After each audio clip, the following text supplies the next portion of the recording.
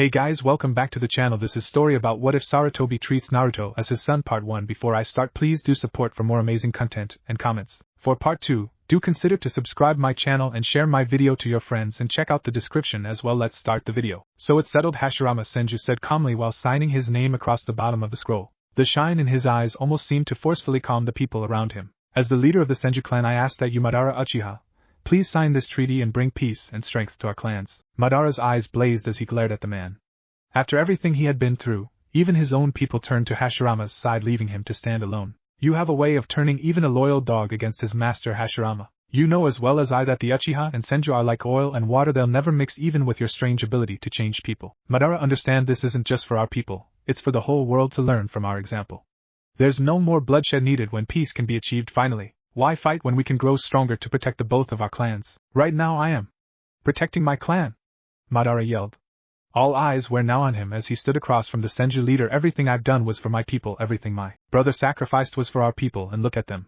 They kissed the miserable soil you walk on, he yelled, only to see Hashirama's second in command and loyal brother Tobirama step forward. Madara, that's enough, you're embarrassing your name and your brothers. This is a time where we should come together and sign this scroll. If you don't do it, someone else will, and since your brother isn't with us, don't you dare bring him into this, Madara said in a low tone, followed by a gust of wind blowing past them. Tobirama glared at the man, but felt his brother's arm raise across his chest. If I may, a man with light red hair stepped forth. On his armor was the Senju clan emblem. His eyes were dark blue with a green tint to them, and on his back was a long spear. Hashirama-sama, in a way I agree with the Uchiha. Yuzu, Tobirama said, only to see Hashirama's take a step forward, cutting his sentence short. Care to explain why peace is such a troublesome thing? What have we been fighting for all our lives? Too much blood has been spilt by these men. It's not like this is the first time we have tried to stop our rivalry. Each time we approached them, all we got in return was cries for battle. The Uchiha are like, Madara said, a warrior clan, and I will have no part in this, the man said, followed by a large group splitting from the Senju to his back. Madara looked at them in amazement before looking back to Hashirama, who glanced at the ground. It's nothing personal, sir, it's just in my blood as it is in you and your brothers. I always looked up to you as our leader, and I still do, but we have families to think about, and I will not let my son be raised alongside these so-called men and their demonic eyes. The group turned their backs from everyone and began walking towards the wilds. Madara noticed most of them held blue spears on their backs, and knew they were elite warriors from the Senju clan. He would know from all of the battles they've shared. Farewell then, old friends, the kind Senju leader said, earning shocked look from his brother and several others. We're letting them leave? But brother, they could. They wouldn't. You know that man as well as I do. He has a good heart, and is doing what he feels is right for his family and friends. Just as I am. The man spoke while looking back to Madara. Now please, Madara, if you do not sign, I will get someone who will. Time passed and other clans learned of the joining of the two strong clans.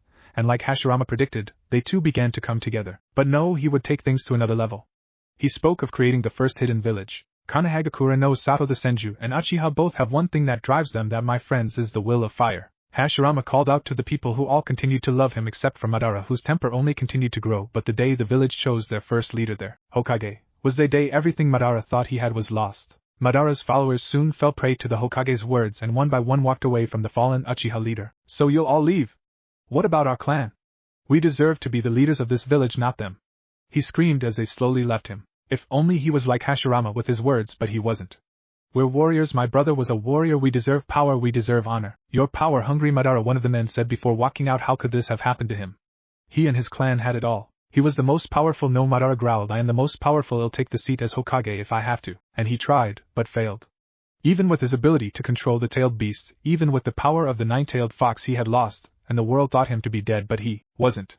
Hashirama gave his life to win the battle that would be known as the Valley of the End, and his brother was given the seat as the second Hokage, and once again wronged Madara's clan in doing so.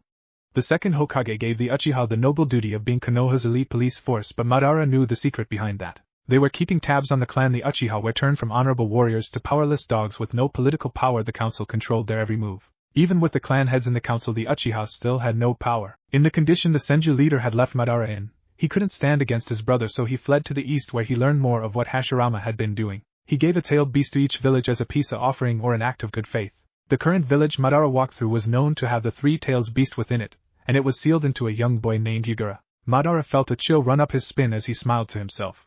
He walked to one of the shops of the village known as Kirigakure no Sato. On a table was a mask with black flames across it, and a single hole in it. He lifted it, and placed it over his face. Do you like that piece, sir?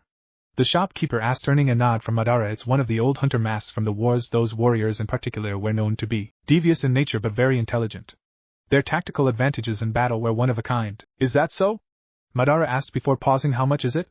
He asked as the clerk turned his back and grabbed a scroll. It's about 20, but the man stopped while turning around to see Madara nowhere in sight. It'll start a few wars, only this time I'll wait.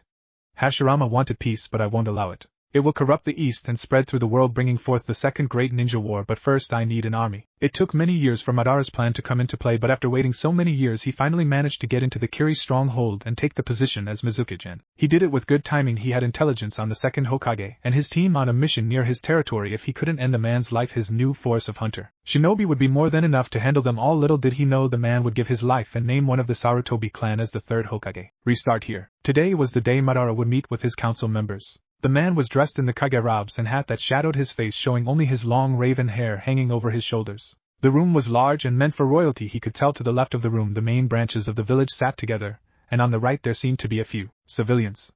In the center several elderly men and women sat smiling at him. Greetings, Mizukage-sama, the speaker of the group said while standing and gesturing him to sit.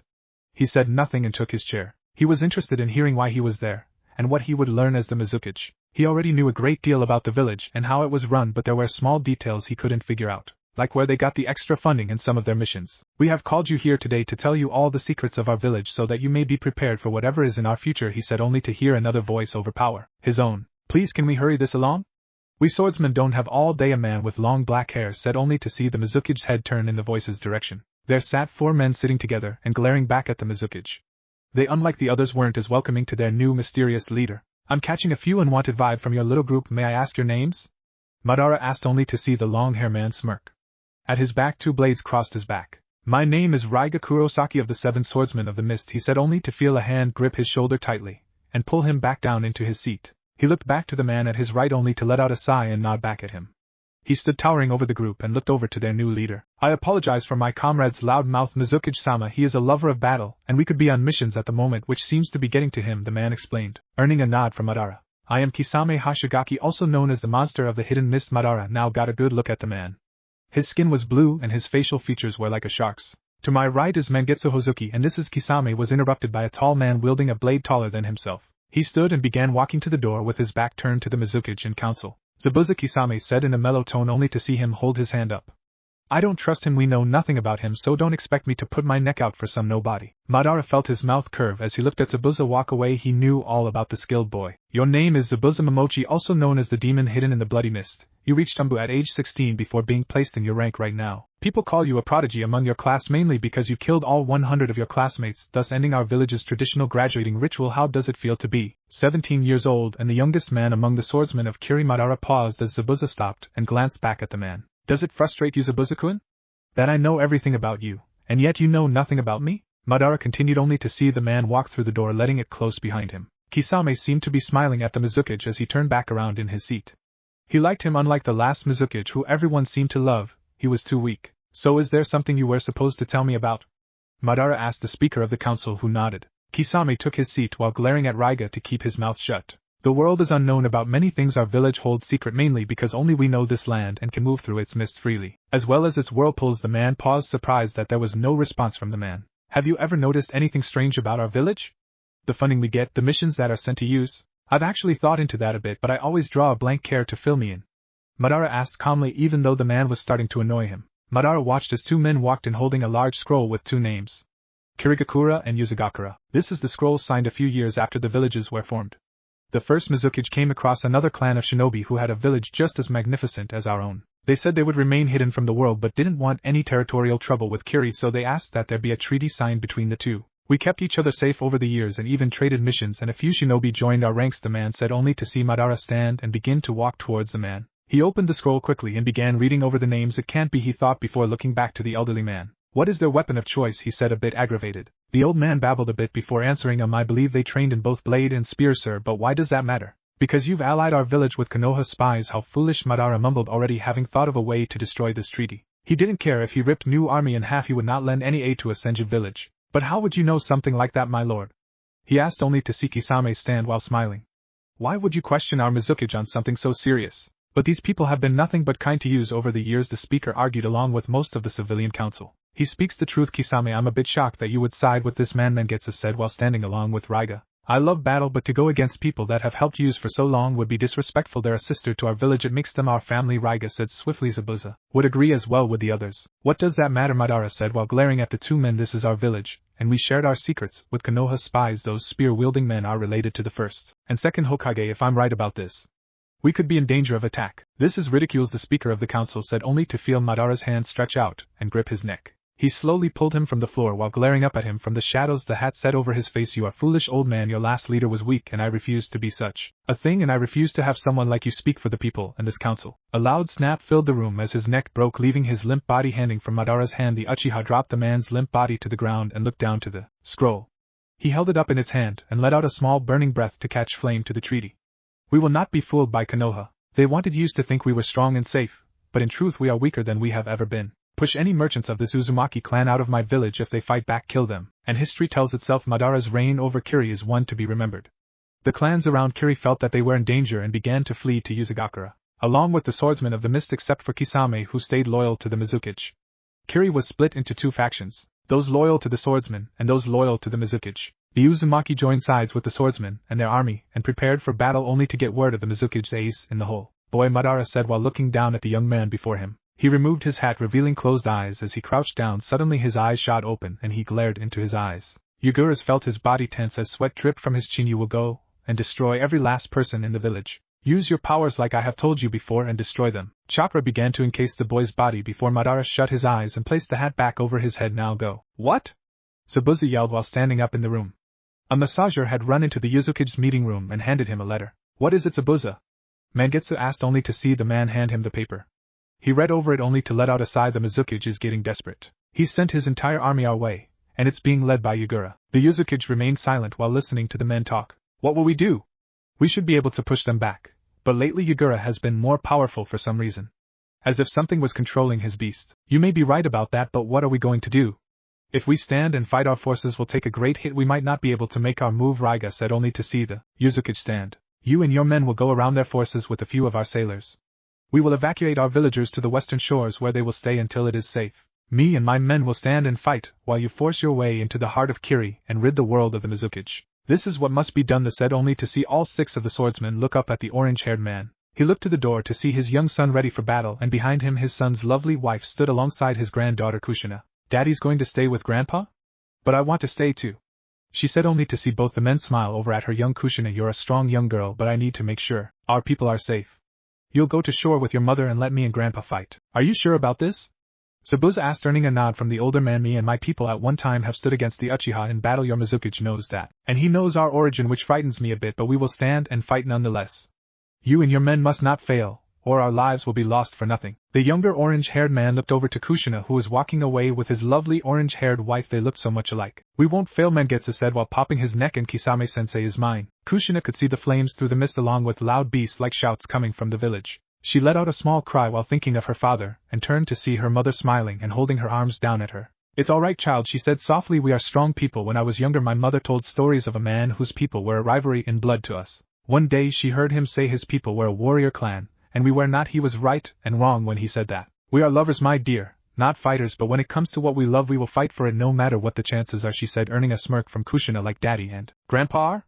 She said, only to see her smile and nod. They love yous with all their hearts, and they love these people and the land that is ours. They will do whatever it takes to make sure we can go back to it, just as you will do. One day, Madara could hear the doors through his tower crashing open one after the other. He sat in the council room surrounded by the bodies of his council, which he wasted no time in killing. Once he had heard the news, his plans had once again been spoiled by the damn Senju.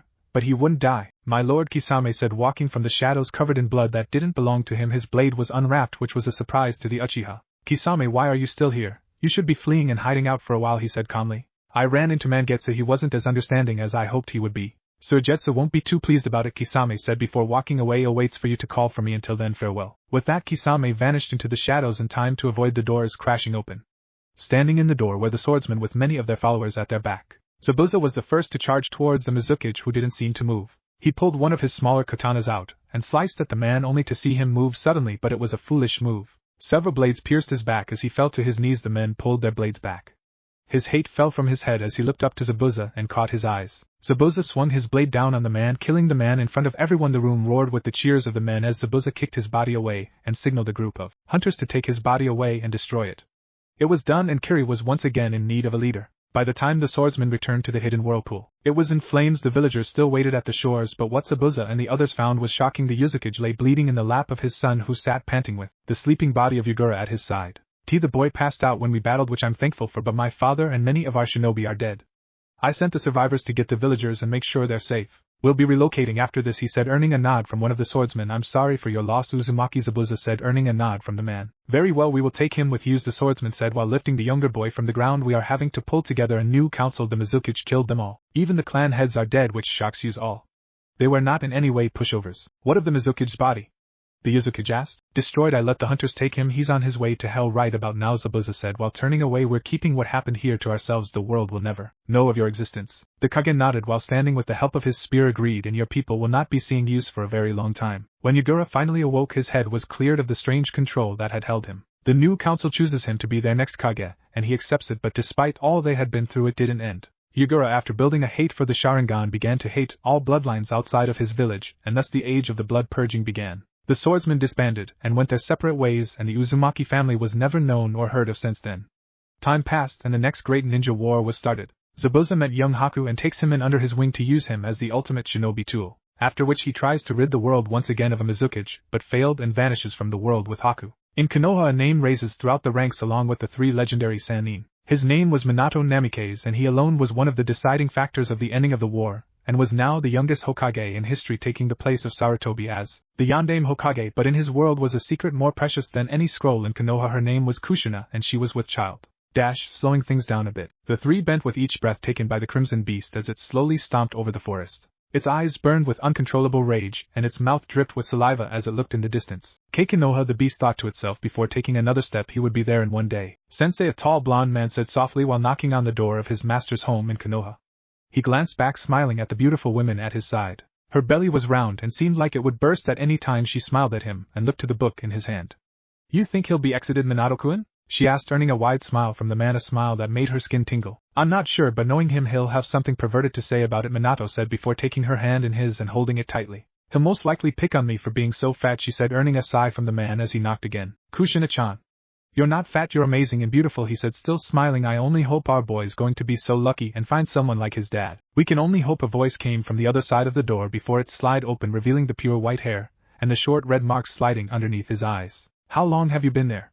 Minato asked, earning a toothy smile from the man. Oh, long enough to know you're expecting me to say a few perverted things today. I promise not to disappoint. Kushina flashed a smile at the old man, earning a raised eyebrow from him, followed by a knuckle coming down on his head. Minato seemed to shrink into a ball in the distance as the woman let out her raging hormones. Bring it, old man. Do not mess with me, she yelled, earning a constant laugh from the man as he held his hands up in his defense. I never knew how attractive and angry. Sensei, Minato broke his concentration and stopped his words while taking back Kushina's hand and sighing. We came to tell you something, so can you try and not get yourself killed?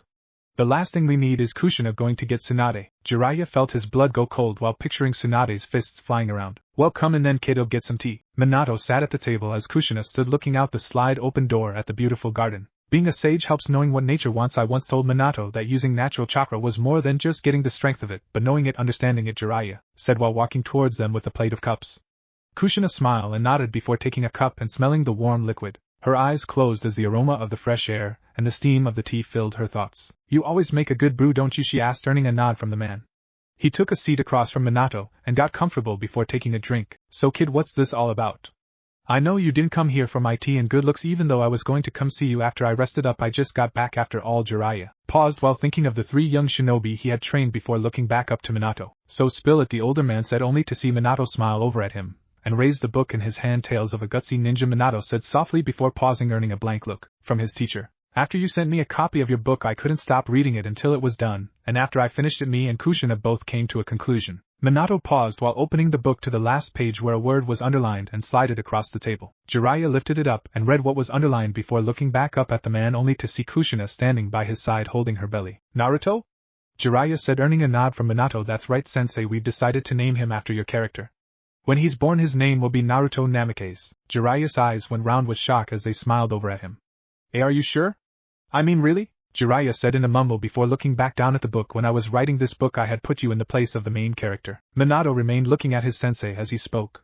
The troubled life you've lived through, constantly dodging shinobi assassins, your attitude, even your life. But that's now how I read it, sensei, Minato said, catching his attention.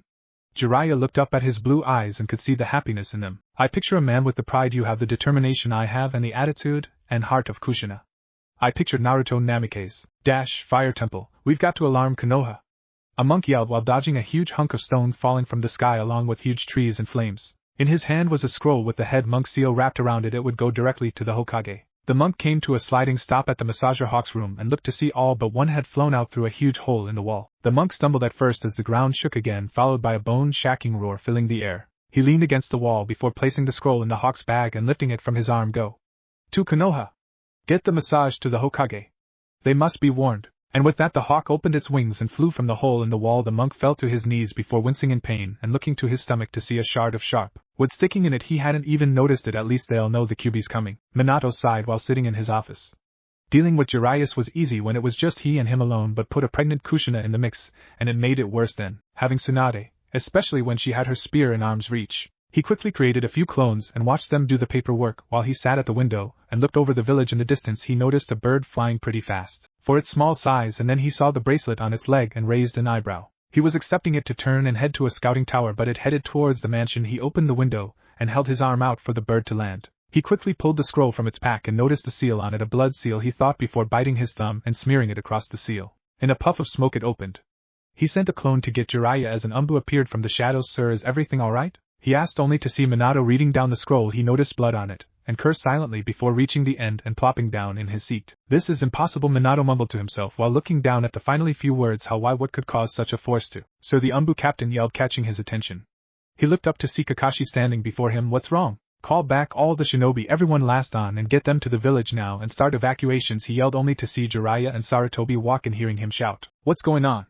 Jiraiya yelled, your clone's freaking out. Minato opened his desk and pulled out a scroll and put it on the table. Send alerts to the surrounding smaller villages, tell them to head out of the path of it, he said to Kakashi before opened the scroll and spreading blood across it and throwing it out the window. In a huge puff of smoke a large toad appeared in battle armor looking through the window.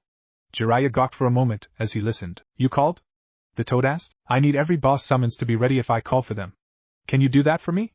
He asked, only to see the toad nod. But for what reason? Minato, Jiraiya said with worry in his voice. What's going on? Minato lifted the scroll in his hand and tossed it to the older men, who read over to and stopped. It can't be. That's right, the fire temple has fallen. The Kyuubi is coming to Konoha and destroying everything in its way. Minato stood in his home grabbing all his scrolls and ninja tools while explaining things to Kushina, but he didn't want to bring up the Kyuubi. You'll go with the civilians and that's final, Minato said while looking down at Kushina, who looked up at him with pain in her eyes. She remembered the last time she was told to leave with the villagers was by her father, and she didn't want to feel like that again, especially when she's due at any second to start her birthing process. Minato Namikaze!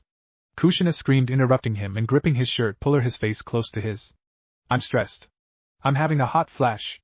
And I'm pregnant. If you think I'm having our child in the woods, you're out of your damn mind. Do you understand me? Usually this would work on the sarcastic and easygoing man, but he stared down at her with a stone expression. You're going, and that's final. The village isn't safe and I won't have you both put in danger. What could be so dangerous that Konoha and the strongest Hokage in history are so scared of? She yelled, only to see the man grip her cheeks in his hands and look deep into her eyes.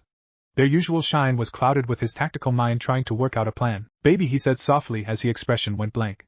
He never said that unless it was serious, but what could it be? She mumbled while feeling a small rush of fear in her gut. I just want to know you and Naruto will be safe. Tsunade's even going to be with the civilians in case anything happens. She'll be able to deliver him if it happens, he said before giving a faint smile and kissing her soft lips.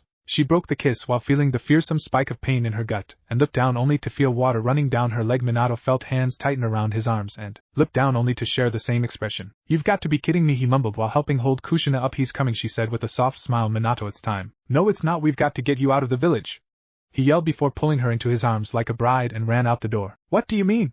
Take me to a hospital, she yelled only to see the same stone look on his face. Kushina, the village won't be here after nightfall. The Kyuubi is on a rampage and is heading straight for use.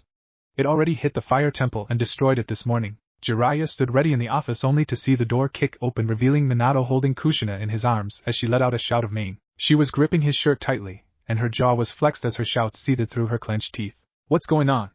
Jiraiya yelled only to see Minato's eyes with a scattered gaze in them. He doesn't know what to do, Jiraiya said while pulling a chair out. Put her down. Is she going into labor?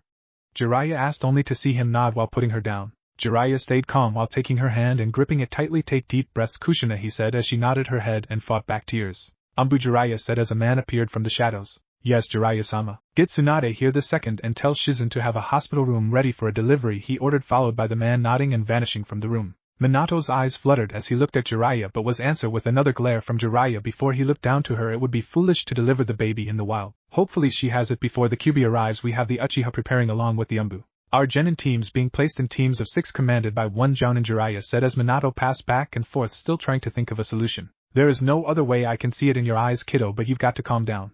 This is just like when Obito died, there's no going back now. But I don't know what to do, sensei. I'm not scared for myself, I'm scared for my family. I won't let them die. And neither will I. This is exactly why you must calm yourself, Jiraiya yelled, finally catching the man off guard, followed by him kneeling down next to Kushina and looking into her eyes.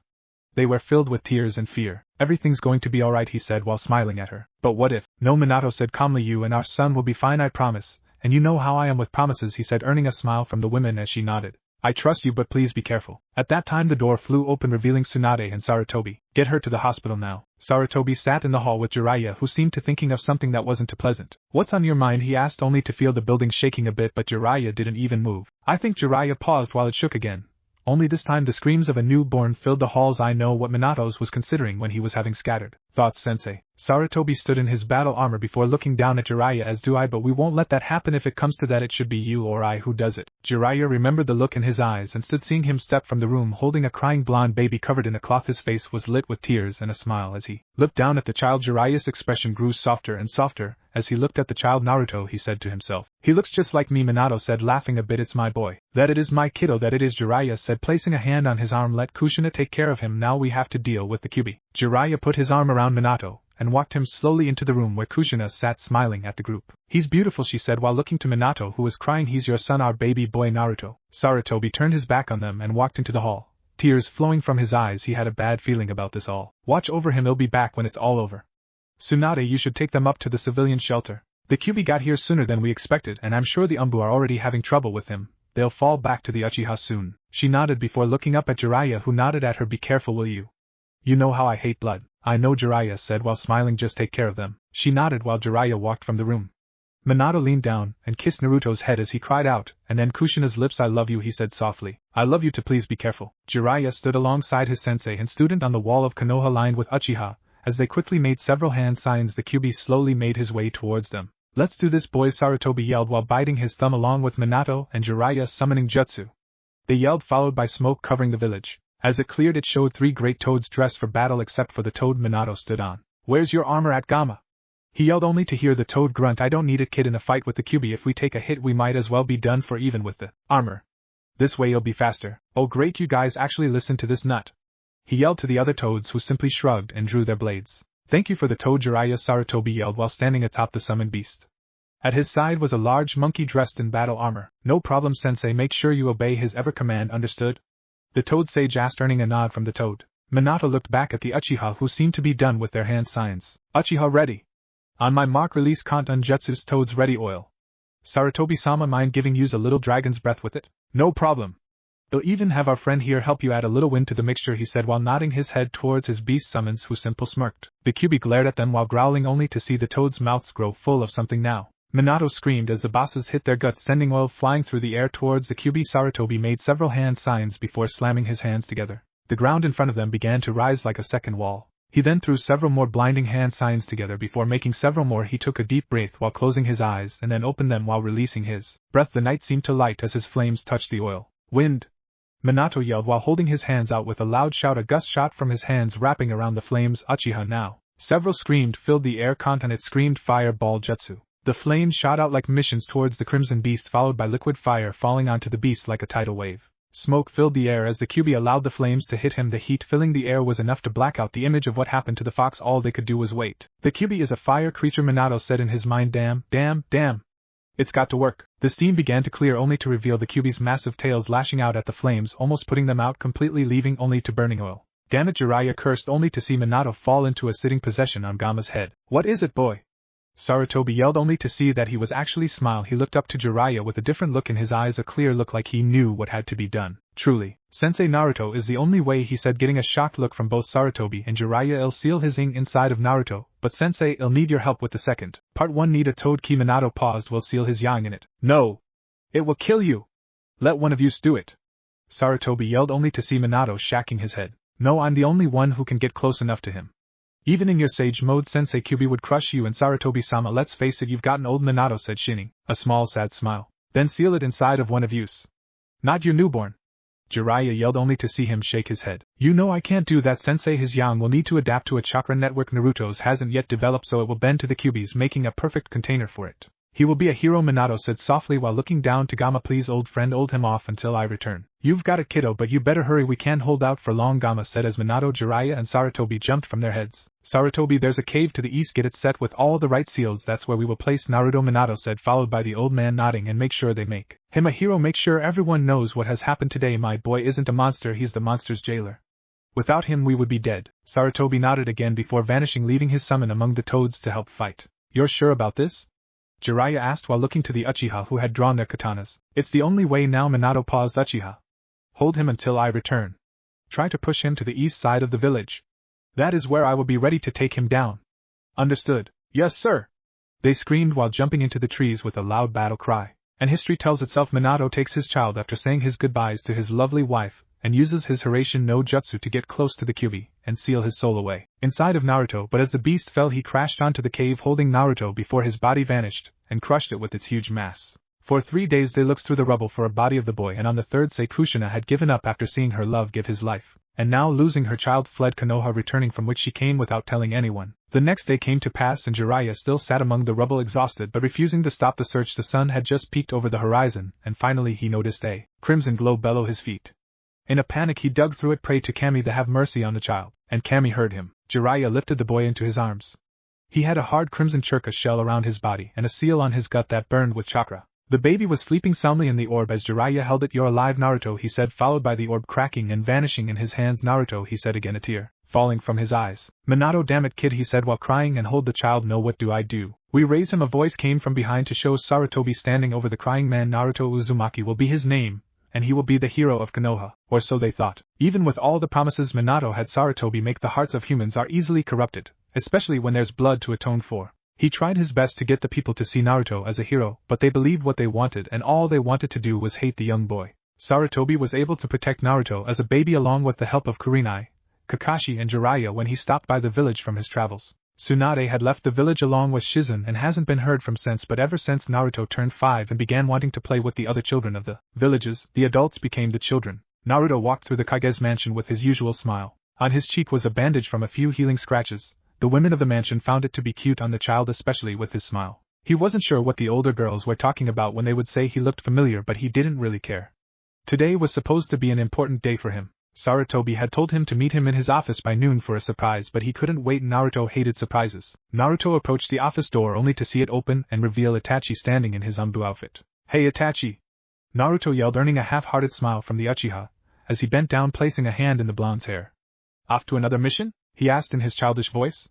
Down the hall you could see the younger women of the mansion sticking their heads out and blushing while mumbling a few words about the man and children. Itachi wished Naruto would stay in the mansion more, where people didn't treat him like trash. He looked to his cheek and shook his head slightly. Yes, Naruto, and no, I can't tell you, Itachi said coldly, but still smiling softly down at the boy. You take care of yourself, kid. Try not to get any more scraps and bumps while I'm not around.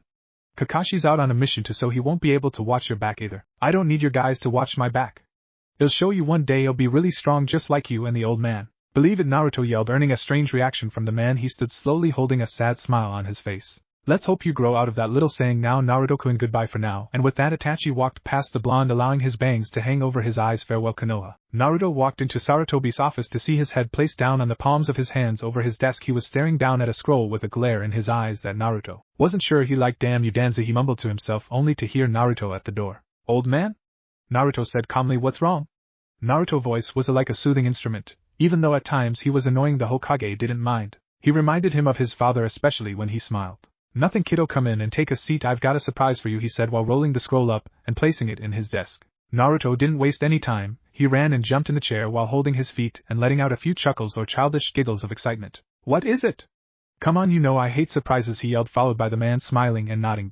I'm going to start teaching you how to become a shinobi, my boy, along with the help of Kakashi when he returns, and even Jiraiya when we see him again. You've always said you want to be strong, and well, now. Sarutobi never finished his sentence before hearing Naruto's shouts of excitement. He was standing in his chair and shouting for joy, so much like his father. Naruto ran around the desk and quickly hugged the man while shouting, "Thanks, old man, I promise I'll never give up." Good. Sarutobi paused while looking at the boy because it's going to be painful training, but first you must train your mind. With that being said, Sarutobi pulled out several books and set them on the table with a smile. They were old and seemed like they might fall apart from the slightest touch. Naruto moaned while letting his head hang low and his arms dangle. "Limp books? Not just any books, my boy. These books were mine when I was in the academy, and I've placed notes on pretty much everything, easier ways to do things, and different combos and opinions on a few events in the history book," he said while looking down at Naruto. "I'll give you a few days to read them all." "I'm 5, and you want me to read?" Naruto yelled, earning a nod from the older man. He was serious. He himself taught Naruto to read when he was 3. He had faith in the boy. "If it will make you feel better, you can head over to Kurenai-san's house, and she might help you today." Naruto blushed while scratching his cheek and snatching the books up from the desk. "Deal." Sarutobi laughed at the boy as he walked through the door and into the hallway. "So much like you, father." Sarutobi said as a man stepped from the shadows. "Yes, Hokage-sama?" A man appeared with a bear mask, bowing. "Watch after him today and tomorrow and send message to Kurenai to be ready for him," Sarutobi said while letting out a sigh and rubbing his eyes. "Yes, Hokage-sama." The Hokage was alone now and turned to look out towards the mountains and then down towards the Uchiha compound where his eyes remained fixed on. "This isn't what you would have wanted for a second, but there's nothing I can do, Itachi, I'm sorry." Naruto walked quickly while smiling.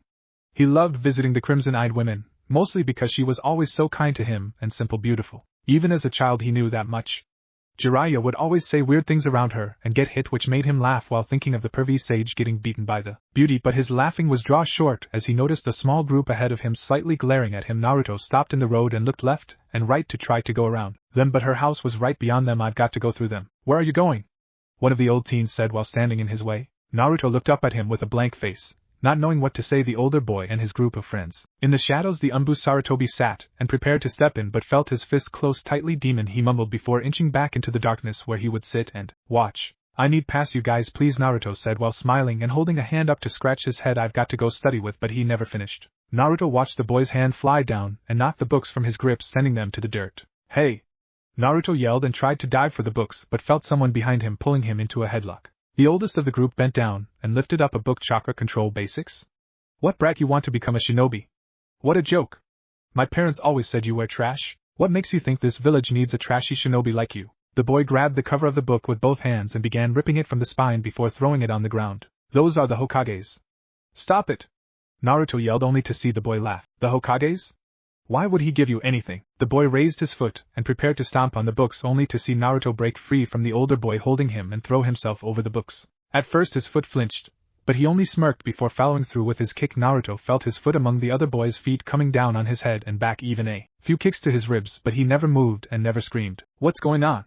A female's voice screamed, or at least that's what Naruto thought he heard. His ears were ringing as he looked up to see 2 masked men he had never seen before holding 4 of the boys by their collars and Kurenai running towards him. His eyes began to water as he looked down to see the book the boy ripped, and he started to cry. "What did I do?" he thought to himself. "The old man's going to get mad at me." "Naruto," the woman said while kneeling down next to him and pulling him into her lap as he cried. "Naruto, it's alright dear," she said again, trying to calm the boy down. "What have I ever done to them? I don't understand," he said while holding the book in his hand and coughing from his uncontrollable tears. Kurenai placed a hand on his head only to see him flinch. "Blood," she thought while lifting her hand and seeing it slowly begin to darken his blonde hair. She felt her eyes start to water slightly as she whipped it on her shirt and cupped his cheeks. "Naruto-kun, it's alright dear, you're safe now." "What happened?" another voice said in the distance as a man who smelled of tobacco knelt down next to them. "Azuma," she whispered, "his head's bleeding, go get a medical team." "I don't want to move him." The man nodded but stopped and turned to a shadowy corner. He bit down on his cancer stick, and Naruto watched as a spark lit from it, followed by an explosion lighting the shadows of the ally watching over the scene. "What's?" Naruto mumbled while realized the warmth of blood in his hair, and he felt his body freeze. It's not like this hadn't happened before, but not to the point of him bleeding this much. In the corner the man stood with his bear mask only to feel a hand wrap around his throat. He was thrown into the street by Azuma, followed by another group of appearing. Naruto could hear the man screaming at the member, but he didn't care. He was about to panic about the blood, but before he could he felt a warm hand on his cheek and looked up to see the smiling red-eyed women looking down at him. "It's alright Naruto, Azuma will handle everything and then he'll go get a medic for you. He'll stay by your side until I know you're safe." Naruto could feel her thumb gently rubbing his cheek as he slightly nuzzled into her touch. "Is this what it's like to have a mom?" Naruto mumbled, slowly feeling his eyes grow heavier with each second. Kurenai's eyes went wide while she looked down at the boy. His gaze was soft but scared. She noticed she rubbed his cheek and shushed him. He nuzzled into her more and more before his eyes shut. She bent down and kissed his forehead. "Yes Naruto, now rest and relax, they'll be here when you wake up." Naruto opened his eyes only to hear the screams of what sounded like a boy no older than him. Next to his bed was a sleeping form of Kurenai. "Why? the voice screamed, followed by several whispers of the doctors and nurses pulling him into the room with Naruto. Brother, why? He cried again before kicking a doctor away from him and falling to the floor where he cried Itachi. Kurena's eyes shot open as she stood seeing Naruto awake, and the screaming boy being pulling into the room with him. Naruto sat up quickly, ignoring the bruises and his wounded head. Sasuke looked up at him with tears filling his eyes and then to Kurenai. What's going on? Naruto asked through dry lips. He must have been out for the rest of the day and most of the night. Kurenai stood before bringing her hand to Naruto's head, getting his attention. I'll go find out. You lay back down. Yes, go back to sleep, son, a doctor said while lifting Sasuke from the floor and into a bed where they began running checks on him. Kurenai stood with them as they began whispering. He's not wounded, a doctor said as another one nodded.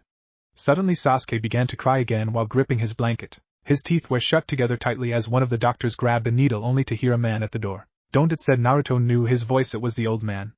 Kurenai turned to him and raised an eyebrow. He stepped into the room glancing over at Naruto, but quickly back to Sasuke. But sir, he's going into shock, the doctor said only to hear Sasuke let out a horrifying scream. Kurenai placed a hand on his forehead and closed her eyes while concentrating chakra and preparing a soothing genjutsu. Don't, Kurenai-san, go back to Naruto, Sarutobi said calmly, but clearly you could hear the sadness in his tone. Sir, he's just a child, she argued only to see him shake his head at her before looking into her eyes. He just saw his entire family dead. Of course he is, but your drugs will help nothing. He needs to cry. He needs to let it all out or it will haunt him for the rest of his life. Naruto knew who Sasuke was, who didn't. He would see him on his big brother's back in the village all the time. The girls in the village all thought he was so adorable and well, everyone loved Itachi, even Naruto did. Itachi was one of the only younger people who was kind to the blonde. But how could he have done something like that? Naruto didn't believe Itachi was responsible for the Uchiha massacre, but who was he to voice his opinion? He listened all night to Sasuke's screams of sorrow and pain and could only sympathize with the boy.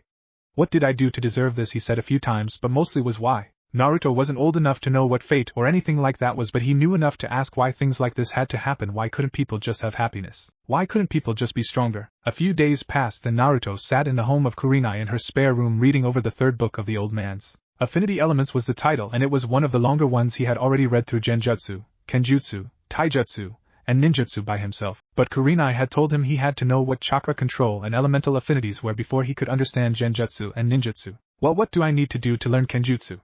Naruto asked, earning shrug from the women. I'm a Genjutsu specialist, kiddo. When I see Azuma-san, I'll ask him, and he might get to help you. Do you have an interest in using a blade? She asked, earning a nod from the boy and a large smile that made her grin at him. I read in the book that some of the best shinobi swordsmen were from another village, and there was 7 of them. It said they specialized in Kenjutsu, making them all dangerous foes. Naruto explained only to see the older women smile and nod. They were the types of men that would do anything for their village, and at once point all good men, but nowadays most of the remaining men lost their path and aren't the nicest group of guys. Naruto smirked and looked back down into the books. I'll never lose my way, he said smugly. I want to help people so one day they'll realize I'm not a freak, I'm not a monster. A year passed, and even though it took longer than he would have hoped to get help from everyone, he had read all the books more than once. Sarutobi was proud at how fast he was learning and was even more surprised when he learned the basic shinobi survival skills. He was deadly with a shuriken and kunai, but even smoother with his basic jutsu such as Bunshin no Jutsu, Henji no Jutsu, and even substitution. Like any academy student would, he knew almost all of the hand signs and was getting better at releasing controlled bursts of chakra even though he hadn't been taught chakra control yet. He was a natural and wouldn't give up, but today was Jiraiya's turn to watch over him. He as Hokage had scroll duty. Push it, Jiraiya said to the blonde while sitting on a stump and watching the blonde. He stood in front of a short tree with man branches. His shins and forearms were scratched and bruised as he kicking and punched at the tree. It was how Sarutobi had taught him, and how he had taught Minato. The pain didn't only help memorize the steps, but at the same time you could learn how much your body could take. Stop, Jiraiya said while standing and walking over to the boy. Naruto had frozen on the spot while panting for and let out almost silent grunts of pain. After a few months of this he had almost gotten used to it, but it still wasn't easy to ignore the pain after a while. Jiraiya placed a hand on his arm and lowered it before sliding his left leg out a bit. Now when he go to backhand this branch, I want you to give it all you have, he said, earning a shocked look from Naruto. But what if it doesn't break? Naruto asked, only to see their older man smile. That's exactly what you dad asked. Then your arm will break, he said before turning his back and walking back to his stump where his research scroll was. Now go, Jiraiya said, followed by Naruto biting his lips slightly before following through with his hit. A loud snap filled the air as Naruto let out a loud yell. Jiraiya looked up to see the branch laying on the ground and Naruto smiling over at the white-haired man. Only your father's arm broke, you're something else, kiddo, he thought while standing and rolling his scroll up. He walked to Naruto and stood next to him before balling his fists up and holding them out in front of himself. Now watch my movements, I think this fighting style will fit you. Naruto watched as Jiraiya popped his neck a few times and began hopping back and forth on the balls of his feet. Watch, he said again before pivoting towards the tree and moving his head out of the way of an oncoming branch. He brought his forearm up and snapped it before turning with another fast yet smooth pivot and binding his knee up and elbow down to break a branch in half. When he struck out, he rarely used his fists, only his palms, unless the hit was devastating. By the time the man was done, every branch on the tree were done, leaving and still hopping Sanin. What was that? He asked, only to see Jiraiya smile and wink at the boy. Something a lot of people don't know. You use your feet, shins, knees, forearms, elbows and hands as your weapons. After practicing this for a while, not only will it help you move easier, but your dodging abilities will be greater and more controlled. I taught it to the 4th Hokage, and it was my own invention when I was a chunin, though I think Guy taught himself a few of the moves. He doesn't even understand it all. Alright. Naruto yelled, only to see Jiraiya smile and look towards the sun. He slipped his sandals back on and stretched. Alright, the sun will be going down in a few hours, let's go get some ramen. Naruto and Jiraiya fed themselves until they could hardly walk and slowly made their ways back to the mansion, only to see Sarutobi waiting for them with a smile on his face. Once again Naruto was bruised and covered in dirt, but still smiling. How was training? He asked, only to see Jiraiya shake his head and hold his arms out. Beside him Naruto was bouncing from foot to foot with his arms in front of him, jabbing at the air in front of his and raising his knees up in quickly thrusts. He was pumped. His arm didn't break, the Sannin said smugly. Sarutobi looked down at Naruto with a look of astonishment before smiling at him. You realize, my dear boy, that I did the same training with Jiraiya here, and the first time I told him to hit the branch his arm broke. Really? Naruto asked, looking up at the Sannin, who simply nodded while patting his arm. The same thing happened with the 4th, Jiraiya added. He could see the excitement in Naruto's eyes sparking even more until it exploded. He jumped from the ground, throwing his fist into the air and laughing awesome. He yelled, only to feel Sarutobi place a hand on his head. Naruto, I have a surprise for you, the Hokage said before looking up to Jiraiya, who had a casual look on his face. Surprise? The last time you have a surprise, well, it didn't turn out to be a good day, Naruto said while reaching for his head where his old wound once bled. Sarutobi let out a sigh before pulling his hat off and smiling at the blonde. Well, this time it will be different. How would you like to leave the village with me for a few days? The Mizukage wants to have a meeting with me, and even though the council was against me taking you, I told them to. Sarutobi paused before rethinking his sentence. Well, I told them you were coming. Sarutobi finished, earning a glance from Jiraiya. Sensei, you're aware of the blue, Jiraiya said, only to see him nod, cutting his sentence off with his own. I'm aware, Jiraiya, and I'm perfectly capable of protecting Naruto if anything should happen. Jiraiya looked down at the exited blonde and back at this master, and stepped closer to him to whisper in his ear, it's not him I'm worried about. My spy networks know a lot about the Mizukage. He's a kind man, but when it comes to certain things he's dangerous. And we're only getting older. You worry too much. My boy Yagura has told me he wanted to speak of a peace treaty between us. Ever since the 3rd Mizukage and the civil war, they have been short on supplies, and I'm sure I can convince him to stop the blood purges. If it meant more trades between the two villages, I might even get some of their hunter secrets out of him. You know, their hunters are more skilled than any other villages, Sarutobi explained before looking over to Naruto. Besides, he needs a scene change. Being hated constantly isn't something you should have to look forward to. Naruto had never been outside of the village before and was excited beyond belief as they walked down the path together. The old man had a pipe in his mouth while smiling and glancing down at Naruto, whose eyes scanned the area. Naruto had always liked plants and gardening, but he'd never really gotten a chance to try and grow anything, unlike Ino, who he had seen plant tons of things with her parents at their shop. Naruto stopped while looking off the path. There was a bright crimson flower sitting along in an open space. Its stem was a beautiful green and almost had a light blue tint to it. What is it? Sarutobi asked while walking over to Naruto. He saw it and smiled. It wasn't a surprise that he would notice the flower. It was his mother's favorite kind. Naruto walked over to it and took a deep breath while crouching over top the flower. It smells familiar. It's called a crimson pikai. Once it's aged, the center of it is as crimson as the edges here, Sarutobi pointed out, but when it's freshly blossomed, the center is white and fades out through a shade of pink and then crimson. Naruto reached down and plucked it from the ground and held it in his hands while still looking at it. He took another waft of its scent and smiled before turning and walking back to the trail where he noticed an Umbu member standing. So we should hurry, it would be rude to be late for a meeting between Kages, the man said, only to see Sarutobi shrug before looking down at Naruto, who was still looking at the flower in his hands. We will walk. I want Naruto here to take up each little picture he can and remember what he sees. It took them most of the day, but they arrived at the large body of water only to see a boat awaiting them. Kiri stood and bowed slightly, followed by the leaf Umbu appearing, staying alert. If anything should happen, get Naruto out and signal the village, understood? Sarutobi whispered, earning a nod from the group. And I don't mean watch him get taken by someone, I meant make sure you have him with you alive, or it will be your head after a Biki gets hold of you. You can count on me, a woman in a hawk mask said. Her hair was raven black, but nothing else could be seen as she was covered by a black cloak, but he knew who she was and was glad she was with them. We understand, Lord Hokage, the other said, followed by a man walking from the boat and taking a bow. Hello, Lord Hokage, the man said before looking up. Sarutobi looked down at the man and smiled. He felt Naruto close behind him. No need for such formalities, I'm an old man these days, and that only makes me feel older, Sarutobi said, still smiling. Will you and your men be our escorts to the Mizukage? Yes, sir, but may I ask who the child is? The man asked, looking down to Naruto, who stayed behind the man. He's my grandson. He's always wanted to travel, so I figured he could come along. Why is this a problem?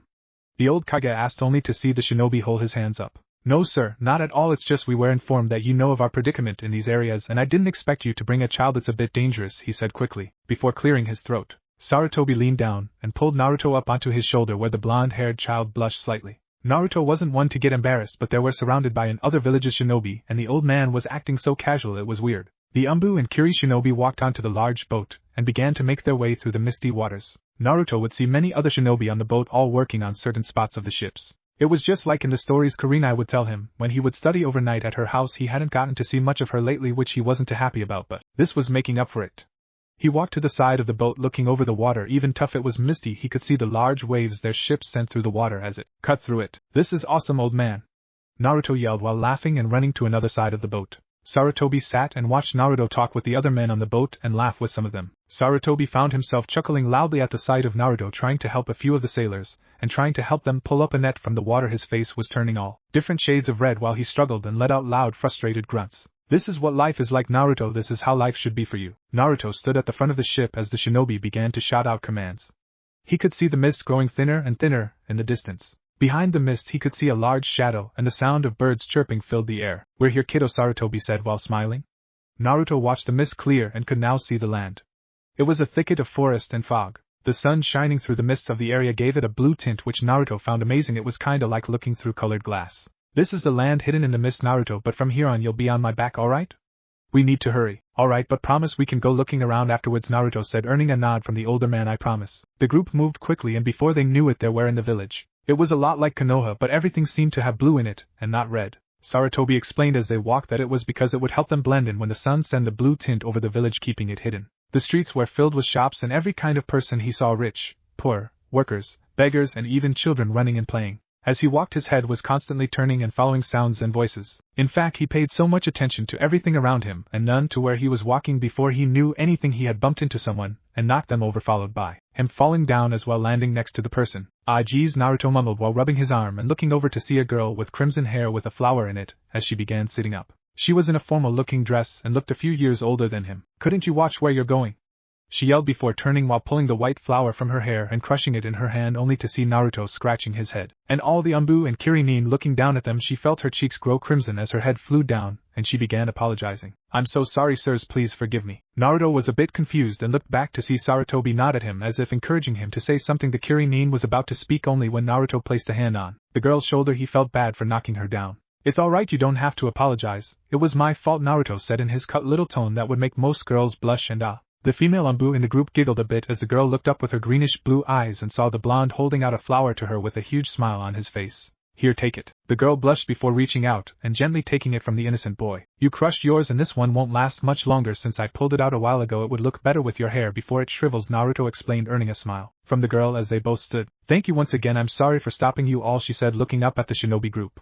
Sarutobi nodded while smiling at her. It's fine, young lady. It seems my grandson here has made a new friend, he said, only to see Naruto blush a bit before elbowing the man in the knee. Stop trying to embarrass me, he mumbled, earning a small blush and nod from the girl before she ran off in the distance, flower in her hair. Finally, after the long walk, they made it to the mansion and to the meeting room. Sarutobi had refused to leave Naruto, which resulted into them searching him before they entered the room.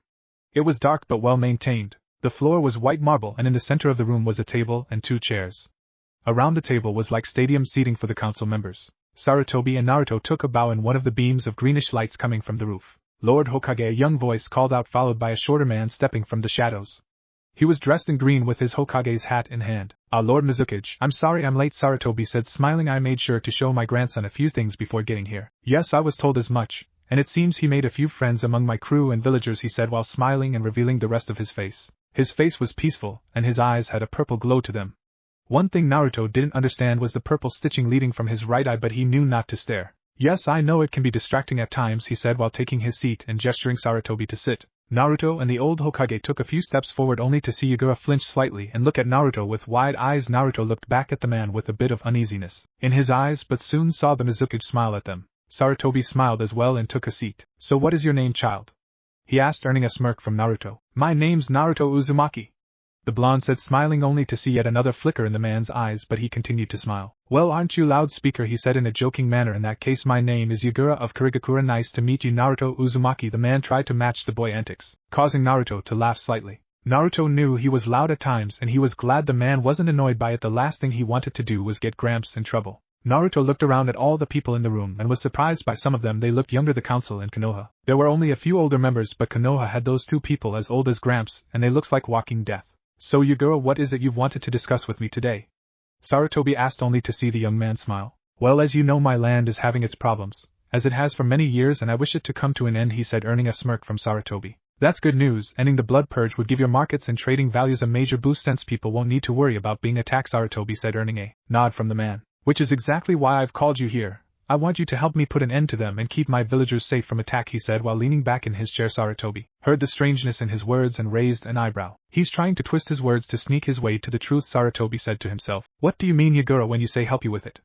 Sarutobi asked the smirking man who pulled a scroll from his cloak. Naruto stood with a blank look on his face, simply watching the two talk. You see, I'm in need of troops, Sarutobi.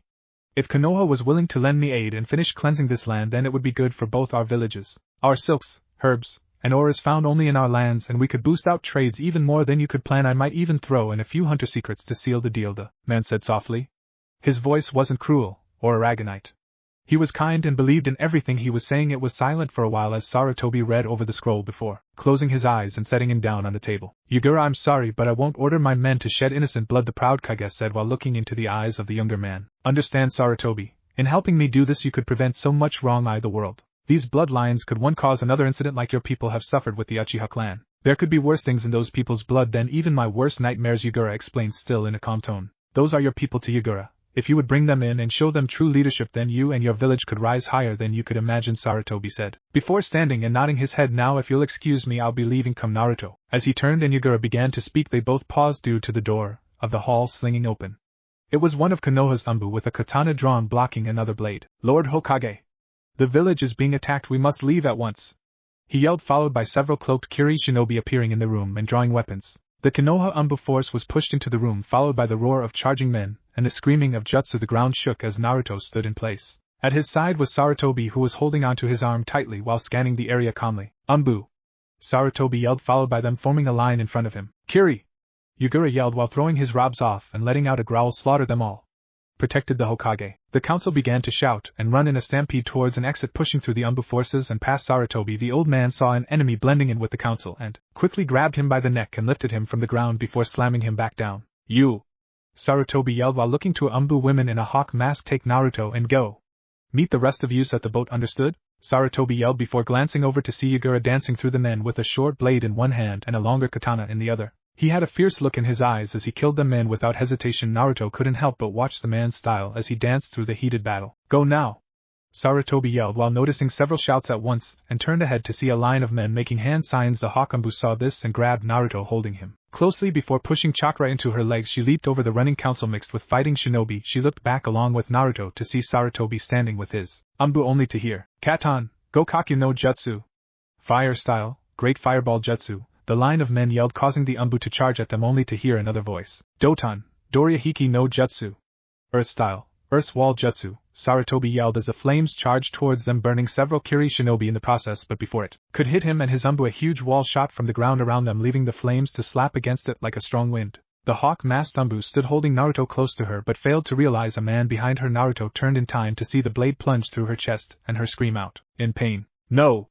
Naruto screamed while turning and ramming his fist in between the man's legs, causing him to shout in pain before bending over by the 6-year-old. Break the branch, Jiraiya's voice said in high mind, and before he knew what he was doing he used all the might he could muster and backhanded the man, knocking him over where he stayed limp. Naruto watched the woman fall over, cough blood from underneath her mask before she gripped his arm tightly. Jigo, Naruto, the voice called out. Naruto recognized it but wasn't given time to see who it was. She pushed him away towards the door where he nodded and ran as fast as he could. Sarutobi sighed as his Umbu vanished and appeared on the other side of the wall to kill the attackers. He turned to see if Kurenai had gotten away with Naruto, but he saw the woman laying on her side, bleeding badly, holding her wounded chest. Naruto! Sarutobi mumbled. He was nowhere to be seen. Naruto!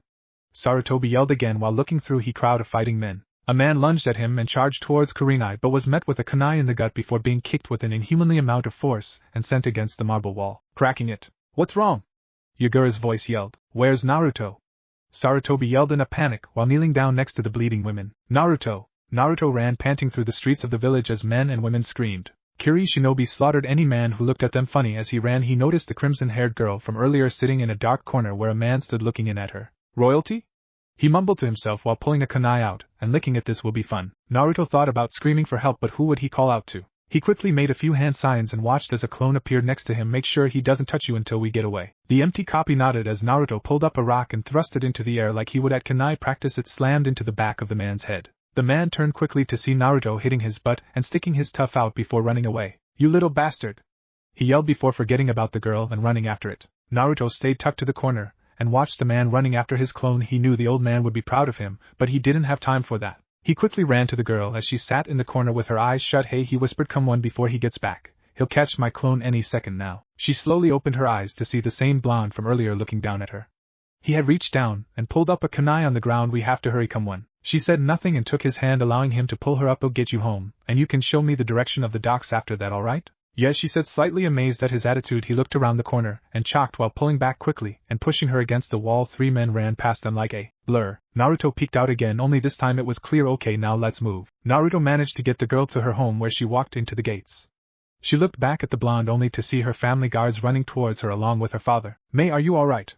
He yelled, earning a nod from the girl. He saved me. A man was going to get me and he saved me, she said softly. Please, can he stay here where it's safe? No dear, he can't. We don't know him. He could be a young assassin. Now boy, leave now, the man yelled only to see Naruto feel a bit hurt. At least point me to the docks. I'm with the Hokage, and if I don't get back it could be bad, Naruto said softly, earning a glance from the man. He pointed west and started walking again. Mei continued to look back at him as he smiled at her. You're welcome, Mei-chan. Sarutobi at his umbu spread through the village alongside Yura and his men. We must find him, Sarutobi yelled before coming across a man chasing Naruto. He yelled. Sarutobi vanished alongside Yura and appeared in front of the man chasing after the blonde. 2 blades slammed into his gut, followed by a kunai slitting his throat. Sarutobi and the young Mizukage had ended his life before the man even knew it. The blonde came to a stop while looking at them with a blank look. Naruto, thank God, Sarutobi mumbled while pulling a hand on his shoulder only to feel the blonde vanish between his fingers. A clone?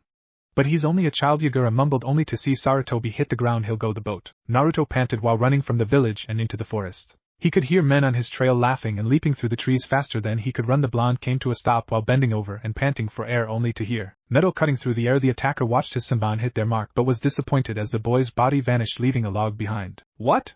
He's a boy. And he knows jutsu?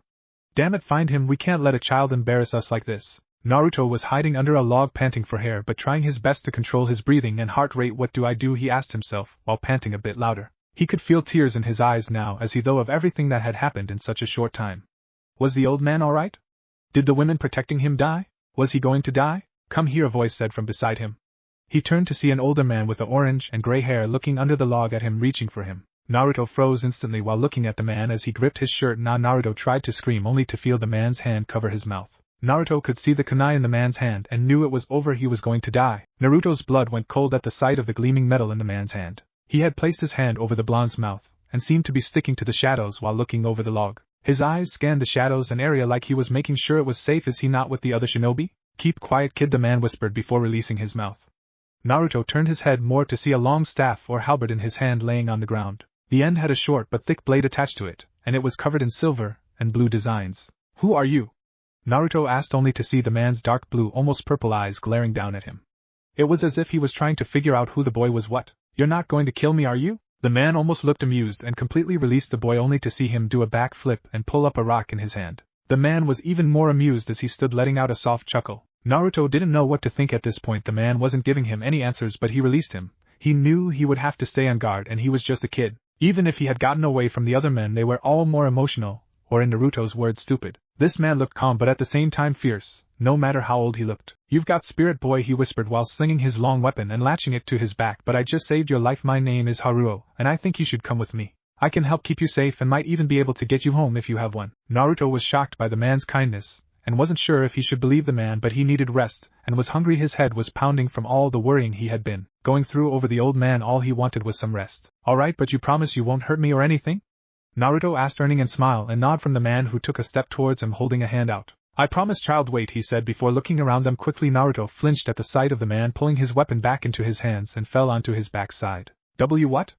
You promise, Naruto yelled only to hear something cutting through the air towards him. Naruto looked up in time to see the same man that was after him before lunging kunai at him. Naruto's eyes shut quickly as he did his best to curl into a defensive position and wait for the pain, but to his surprise it never came. Only the sound of metal colliding with metal was heard.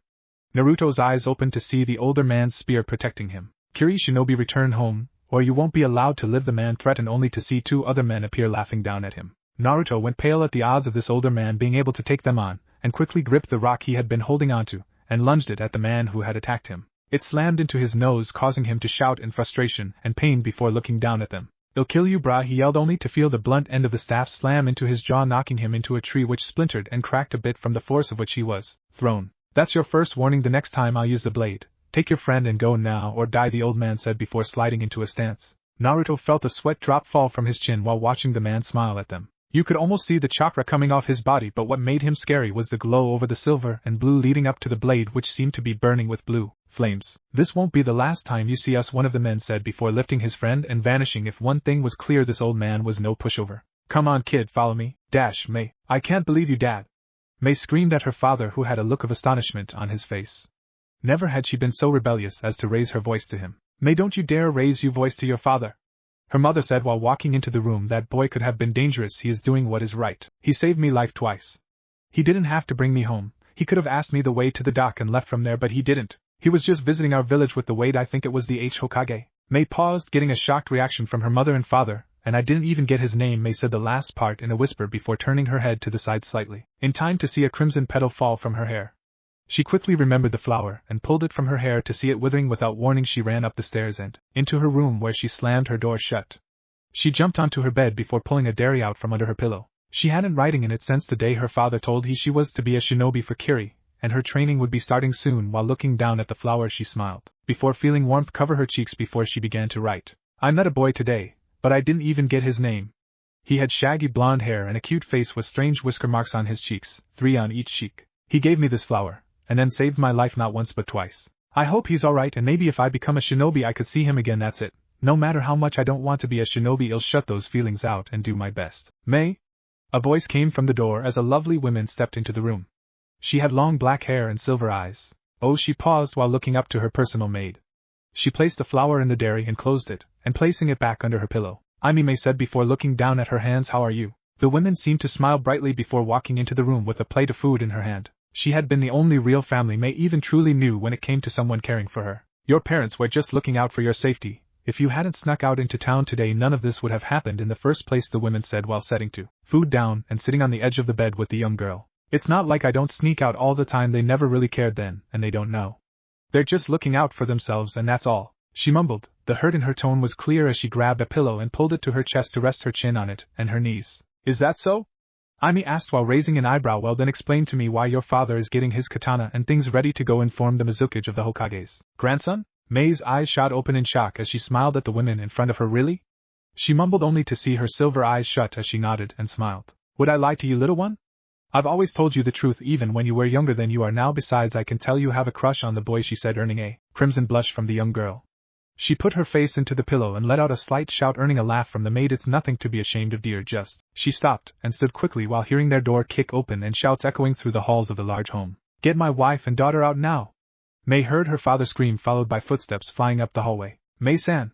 A man's voice screamed down the hallway before a loud crash was heard, followed by the screams of a man. May stuttered as a chill ran up her spine at the screaming man's voice. "Is that Kikuchi?" she asked while thinking of the other man that she had known all her life. The black-haired woman said nothing and stood and pulled her up from the bed. May didn't even realize that she had reached back and grabbed her diary before Amy opened her window and pulled her onto her back. "Hang on to me, little one," she whispered before leaping into the darkness of their garden. She landed almost silently and crouched, placing May behind her and reaching into her black kimono and pulled out a short dagger. "We will stay here until they leave, but if anything happens, run from here and get to the Mizukage, understood?" May could only nod as tears began to flood her eyes.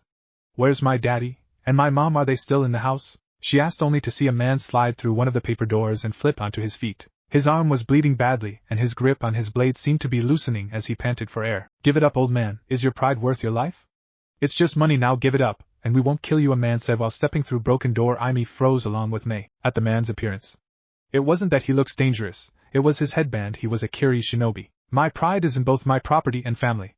You will not take anything, nor will you let me live. Anyways, the only reason you and your men are getting away with this is because of the uprising of the bloodlines. You'll blame it on them and get away richer men, am I right?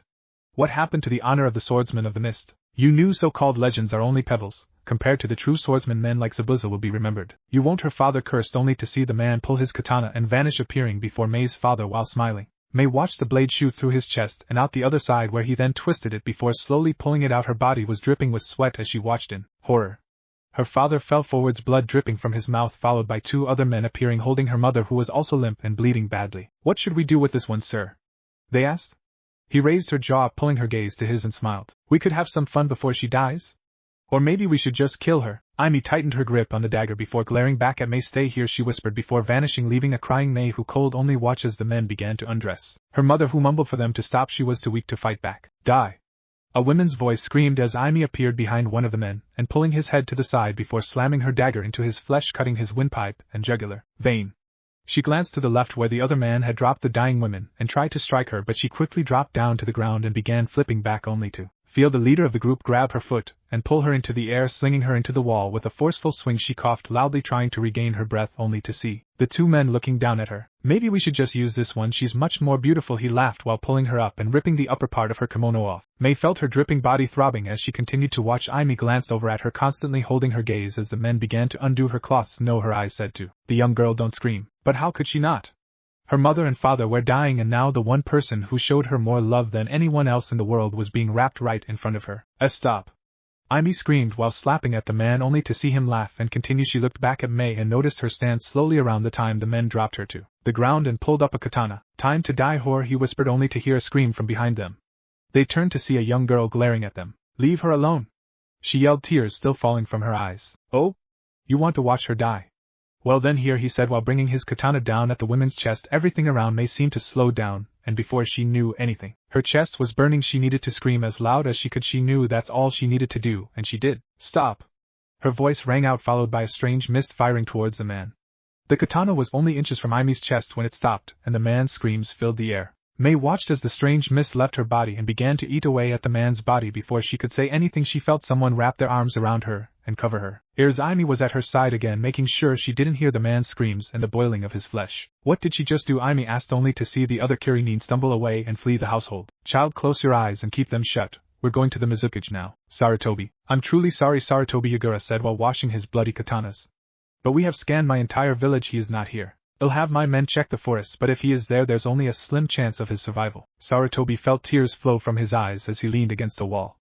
He had promised Jiraiya he would watch after him, and he had failed. "The sad part about this all is knowing the council and my people is they'll celebrate his death." "The death of the Kyuubi," Sarutobi mumbled. "He is the kindest soul I've ever known, and it's my fault he's gone." Yugura looked into the sky. "This is why the bloodlines must die, Sarutobi, to prevent such slaughters and losses.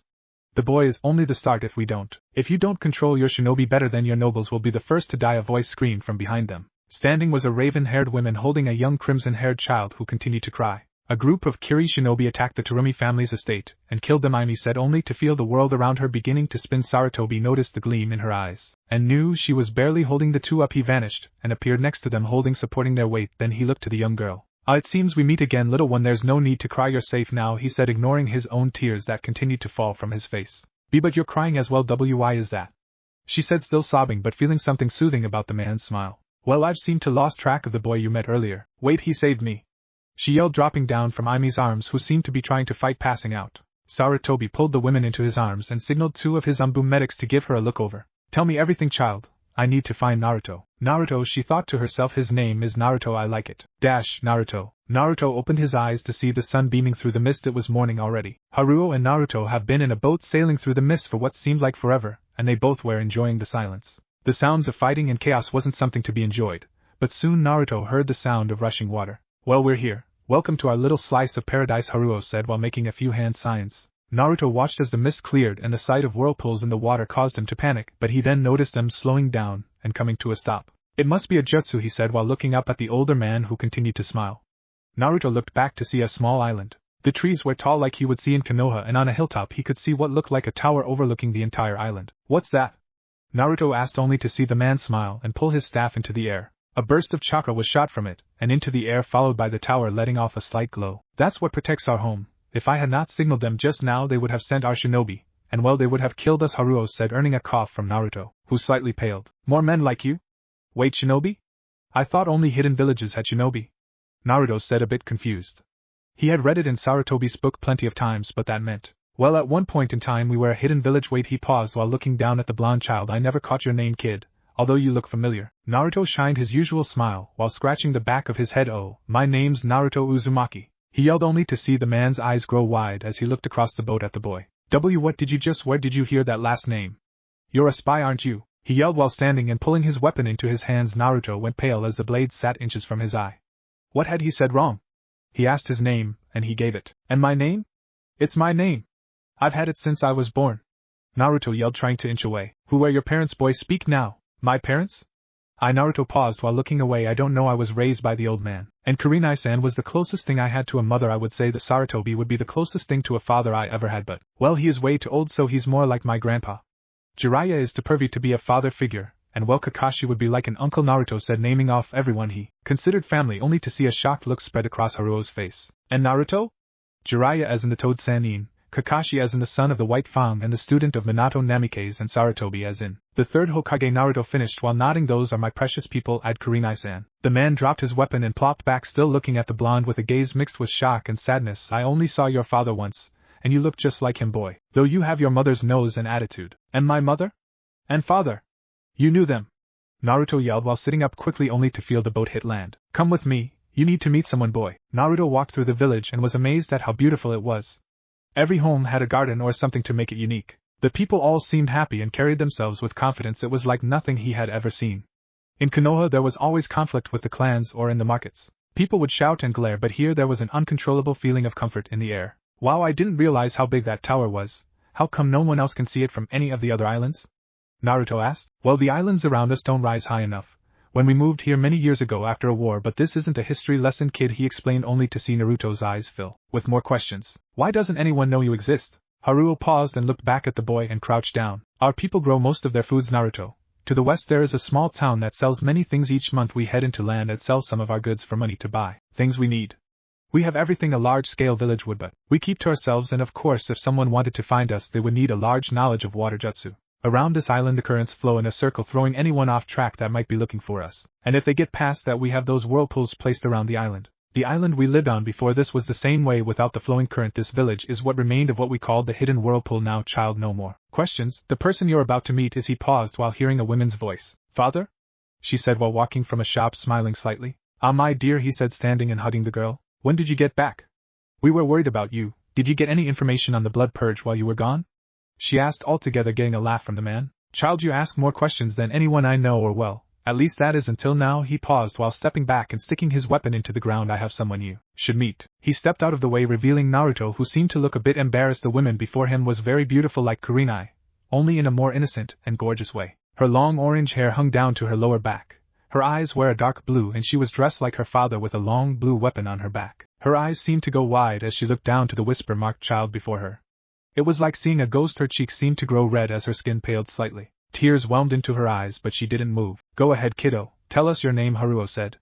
Naruto then noticed people gathering around the group and watching with curious eyes. Naruto said, cursing Haruo. He was worse than Sarutobi when it came to embarrassing him. He swallowed the lump in his throat and let a bright smile shine. My name's Naruto Uzumaki. The women felt her world explode around her as tears fell from her expressionless face. Her mind echoed with the memories of her past. Flashback. Naruto? Jiraiya said, earning a nod from Minato. That's right, sensei, we've decided to name him after your character. When he's born his name will be Naruto Namikaze. Flashback. And Naruto Uzumaki? She asked, taking a slow step towards the young boy. You mean Namikaze? Namikaze?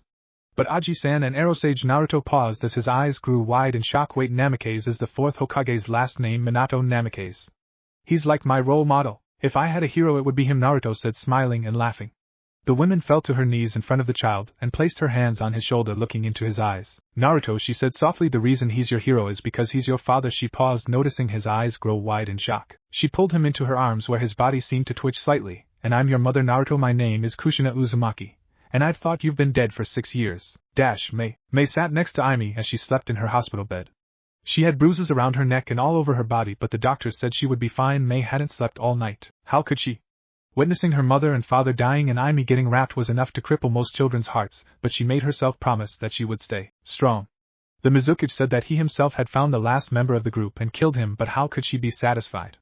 She couldn't. I need to get stronger, she said to herself. I don't ever want to see anything like that happen to anyone I care for ever again. If it takes me being a shinobi, I'll do it. Aimi's voice rang to the girl's ears like an angel's trumpet.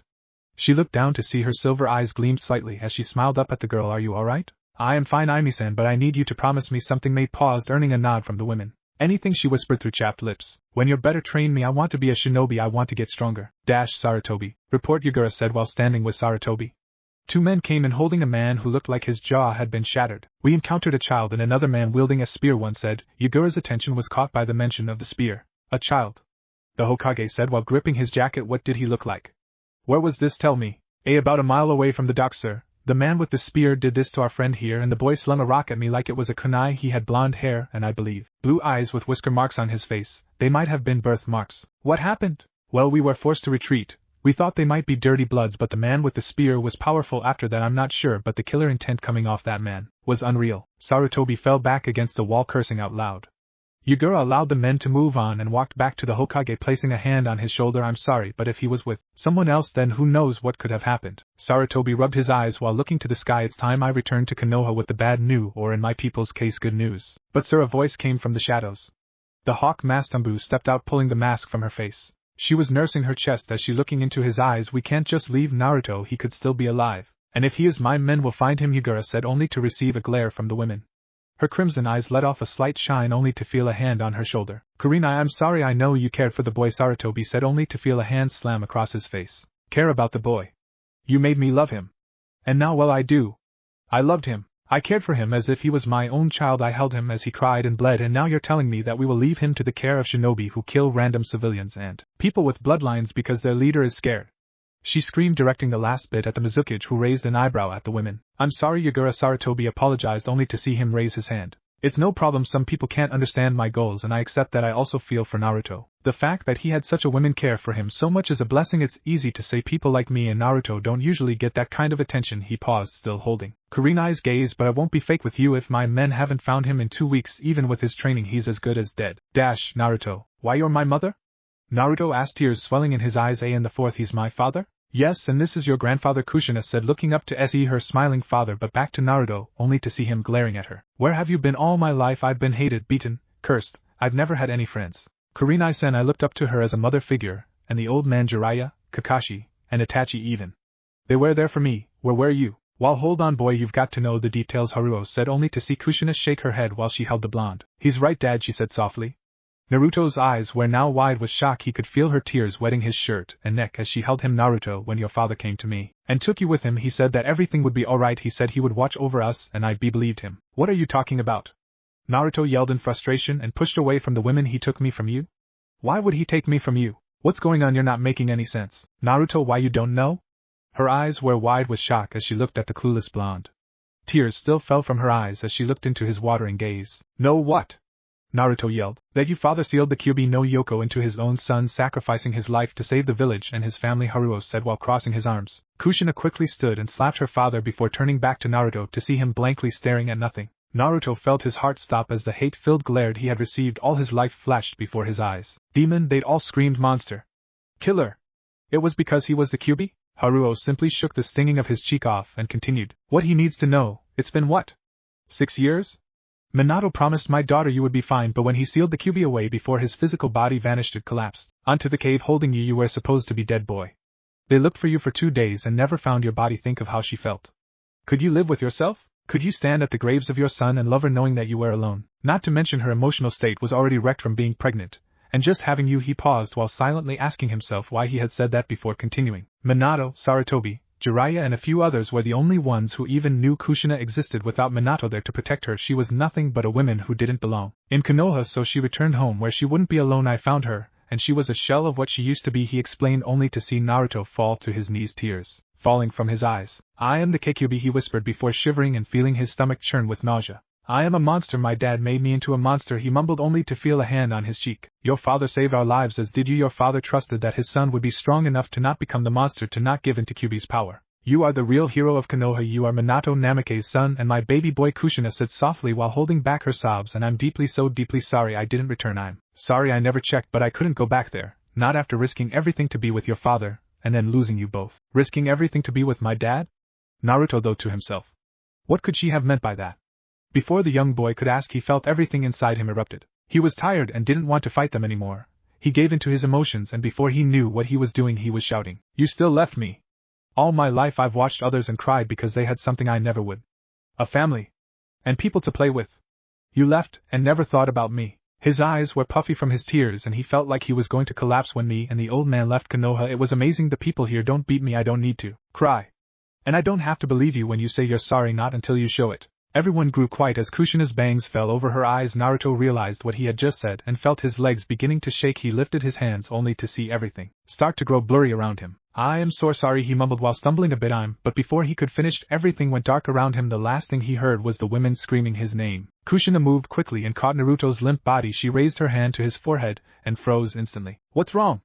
Haruo said as the crowd began gathering around closer. He's burning up.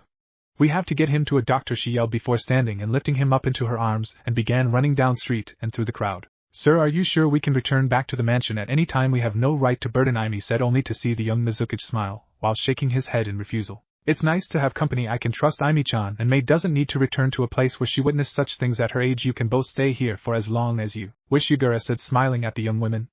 Aimi felt a soft warm blush cover her face as she nodded and bowed her head. Thank you, Mizukage-sama, she said formally. Yura frowned slightly while raising her jaw and looking into her eyes. Being Mizukage isn't all about formalities, Aimi-chan. You can call me Yura. And also, is it your intention to train Mei-san? He asked while gently pulling his hand away from her jaw and holding her silver-eyed gaze. Aimi didn't know if she was to be frightened of him or flattered. She had heard so many stories about the man being ruthless and insane, but he was so kind. Yes, Yura. As she paused before smiling, Yugura-kun, she asked me to help her get stronger, although I'm not sure how much I can help her. Aimi finished. Yugura's eyes were a bit caught off guard by the kun placed at the end of his name. It was a good change. Don't say that. You're a great shinobi, and she could learn much from you, but would you mind me helping with the training? He asked once again, noticing the young woman flinch. I'm sorry if I seem strange by asking. It's just I find myself very bored lately, and Mei-san has caught my attention. She is a very determined young girl, and I want to help her in any way possible for what my men did. Aimi could feel the honesty in his tone and smiled before nodding. I'm sure she'd love to have you as a teacher, Yugura-kun, but I should go check on her. She hasn't been sleeping a lot lately.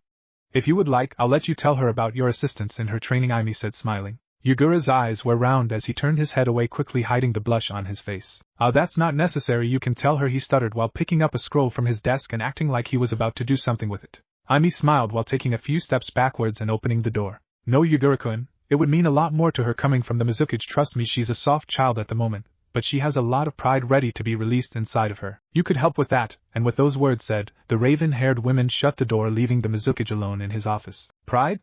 Yugura's head throbbed as a crimson orb filled his thoughts, along with a voice from his past. Make me proud. His face was painted in horror before he shook his head quickly while chuckling to himself to try and remind him of the little sanity still remaining inside him. What am I thinking? Naruto. Kushina sat over Naruto while placing wet rag over his forehead. The doctor was packing his things up and writing the bill out to Haruo, who stood at the door silently watching his daughter and sleeping grandson. There's no need to worry. It's just a little fever caused by him suddenly moving from his usual dry environment to a misty place like this. Not to mention he must have overexerted himself at one point because his body is slightly exhausted. The man paused and handed Haruo the bill, earning a nod from the older man. One more thing, he is still a child, and well, from what I heard, he must be a little aghast. It's not every day you learn that something like the Kyubi no Yoko is sealed inside. You give him time to rest, and make sure if he needs someone to talk to, you'll be there for him.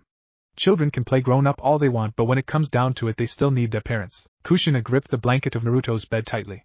Her bangs fell over her shame-filled eyes as she waited for the doctor to leave the room. Haruo slid the door shut and stood for a moment, letting out a deep sigh before turning to his daughter. It's not your fault, he said softly, and placing a hand on her shoulder. Almost instantly, it was as if his touch triggered her tears. She began to sob. Who are you kidding? It's all my fault. I shouldn't have been such a child and stayed and gone to Minato-kun's funeral. But when Sarutobi told me Naruto wouldn't be buried with his father, I was so angry I couldn't, she said, stopping a few words early to release her feelings. Haruo sighed slightly before pulling her into his arms and patting the back of her head softly. He had seen her like this once before when she returned from Konoha. He had told her if she went to Konoha then she could never return, but when he saw her heartbroken standing in the rain, no father could send his own daughter away after that. He had known Minato from a distance, as he knew him. They only spoke through letters, but to say they had a father-in-law relationship was wrong. But after hearing Kushina's story, he wished he could have shook the boy's hand. Because of him his daughter was alive, and now his grandson. He loved you both, dear, and he did exactly what my father did for your mother and you. There is no better sacrifice to be made than for those you love, and he knew that. I'm sure he had regrets, but in the end his resolve was strong enough, Haruo said, smiling. But I stomped on it. He died knowing Naruto would be alright, but did he?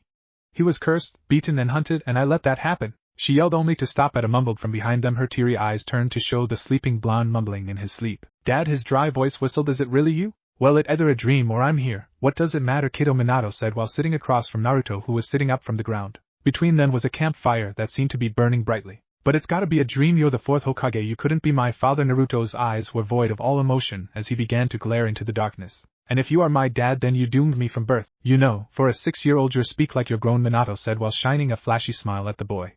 His attitude was childish, which shocked Naruto. He figured his father to be the type of man who put duty first. I had to grow up fast. When you're beaten from birth, it takes a strong mind to stay alive, Naruto explained, only to see the man's eyes become hard. They looked into Naruto's as if he was digging through his mind for something. Naruto, I spent my entire life wishing I could stay young and act childish but still be strong. In the end I managed to pull it off pretty well. I would always make fun of Sarutobi and Jiraiya for being so level-headed and rash, but in the end I was the one who got things done. That might be why your mother loved me so much, and it's the reason you're so strong, he said while smiling. Naruto felt like he was looking in a mirror. You even have my smile, kid, although I think I was more of a crybaby than you are, which has me worried. That has you worried? Naruto yelled while standing up and balling his fists. He was shivering slightly and noticed the flames of the fire dim a bit. Strong people don't cry. I don't want to cry anymore. It's childish? Minato finished while standing and taking a step towards the fire. No, Naruto. When we cry we are being strong because we're crying for a reason. When I knew what I had to do to save you and your mother, I couldn't stop crying. Same goes for Sarutobi and Jiraiya-sensei. When you cried with Kurenai-san, how did you feel? Protected? Safe? All around better? You say you have to be strong, but people who don't let things out end up being cold and empty, and you, my boy, are nothing like that. What do you know? You're fake anyways. This is a dream. You act like you've been watching me from day one, Naruto yelled, only to see Minato reach through the fire. His hand glided towards his cheek, but when it should have touched it, simply passed through, leaving a cold kiss on his cheek. That's because I have been now, kid, wake up, but remember you're still. Minato paused as everything around them began to dim, leaving him standing in the flames, just a child, and there's nothing wrong with that. Wait. Dad. Naruto mumbled in his restless sleep. Kushina quickly pulled the cover from him and looked in amazement at the seal on his gut, shining dimly until it finally returned to its black tattoo ink look. Slowly she placed a hand on Naruto's forehead, and could feel his body cooling by the second. His breathing began to slow until it was normal along with his heartbeat. She gently lowered her forehead to Naruto while rubbing his cheek. Tears fell from her eyes onto his cheeks as she cried. Minato, I know you're here, so just help me, she whispered before kissing the boy on the forehead. Help me protect him. This is your chance to right everything, dear.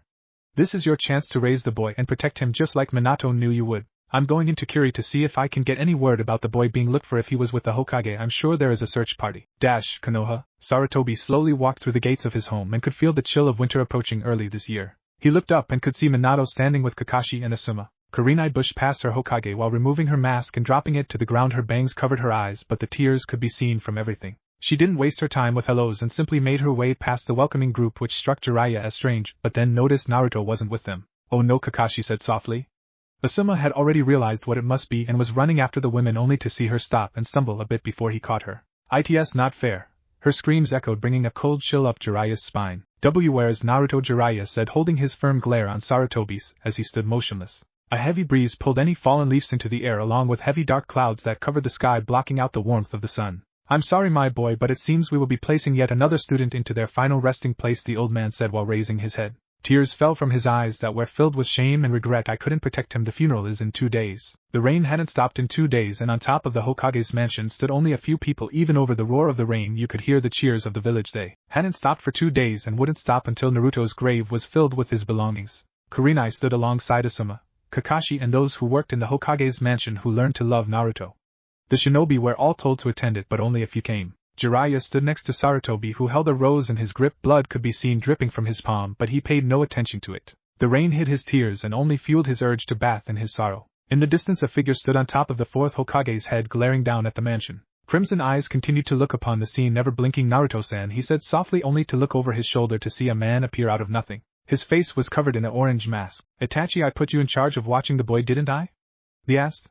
The irritation could be heard in his tone. Yes, you did, but unfortunately by the time I returned to the village I learned of the Hokage taking him along with him to Kiri, Itachi explained, never taking his eyes off the mansion. Madara eyed the man with his right eye and smirked slightly. Are those tears, Itachi? He asked with a chuckle in his tone. Itachi's eyes cut quickly and began to change. Itachi locked his eyes with Madara's as bloody tears began to drip from his right eye. You of all people know my reasons for doing what I did, Madara. So don't play your games around me, please. We've already been down this road and you know you can't get into my head even with your all-powerful eye, Itachi said calmly before turning away, and for the record that mask is terrible. Madara simply watched as Itachi vanished, leaving him alone on the head of the fourth Hokage. He crouched down and pulled a kunai. Minato, if not for you I would already be closer to my plan, and now the brat you sealed the Kyuubi into is gone. That leaves me asking, where's the Kyuubi's yang? With that the man stabbed his kunai into the statue's head before vanishing. Moments later a group of Umbu appeared with their weapons drawn. No one is here, a man in a bear mask said. Over here, another said before pulling the kunai from the stone. Let's head back, we should report this to the Hokage. Sasuke slowly walked out into the rain and up onto the top of the mansion. It was deserted, leaving only Naruto's belongings in a coffin and a picture of him with a few flowers on top of the grave.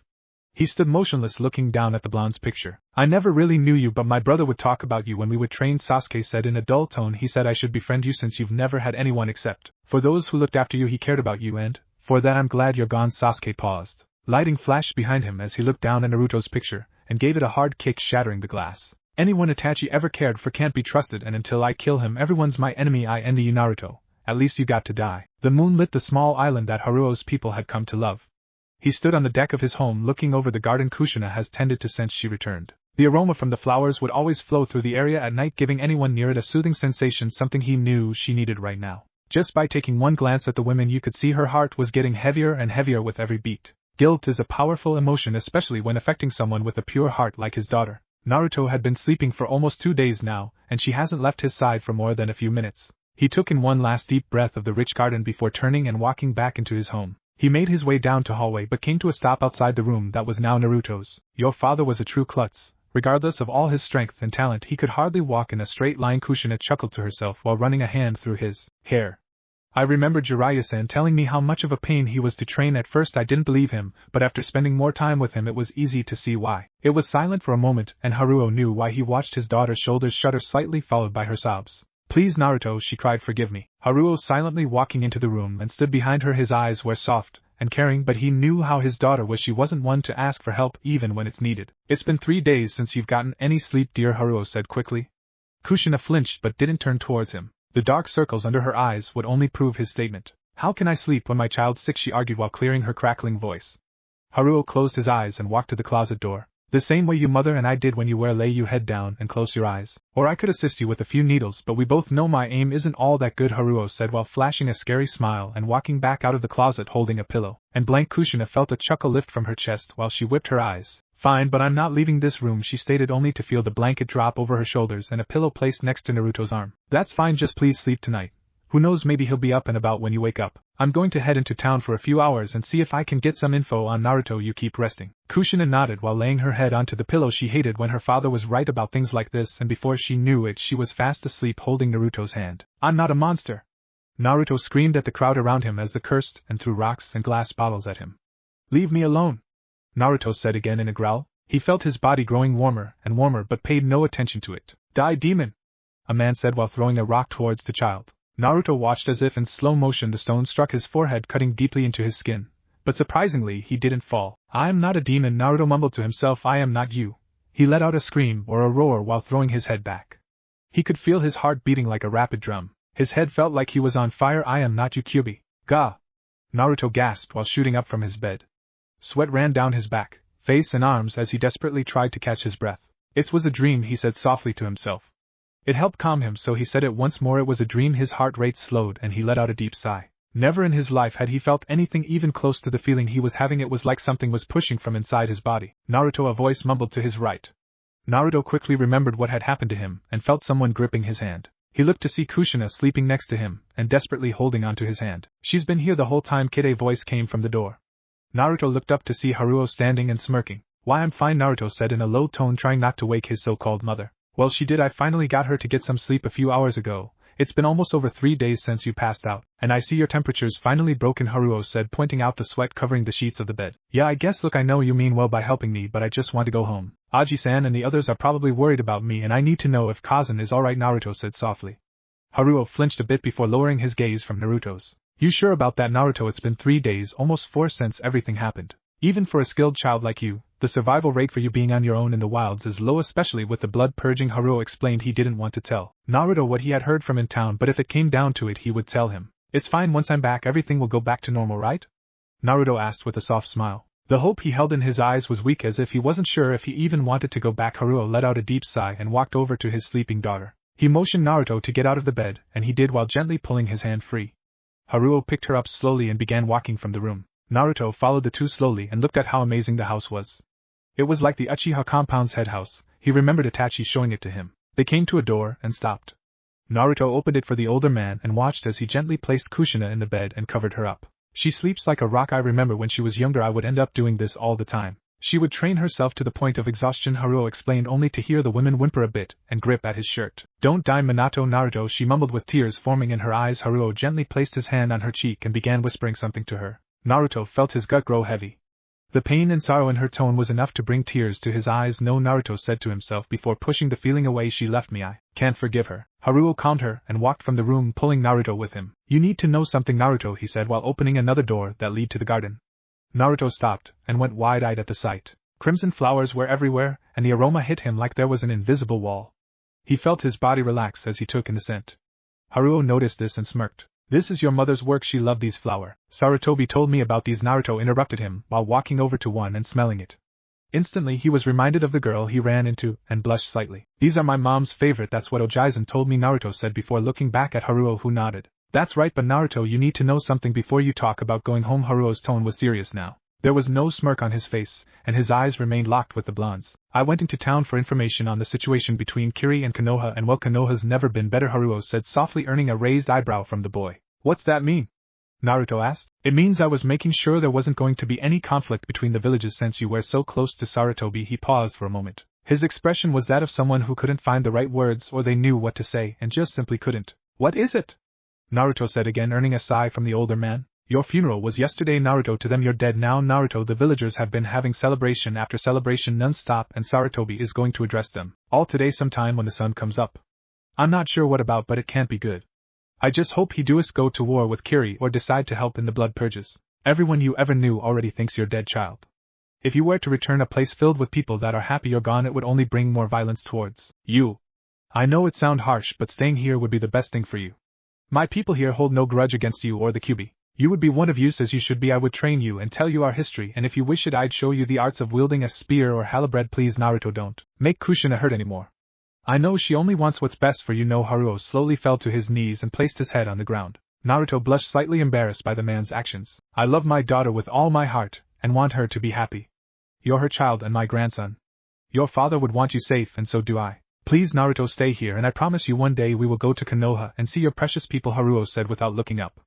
Naruto continued to look down at the man. The emotions in his body were a mix between confusion, shock, embarrassment, and even pride. They really think I'm dead?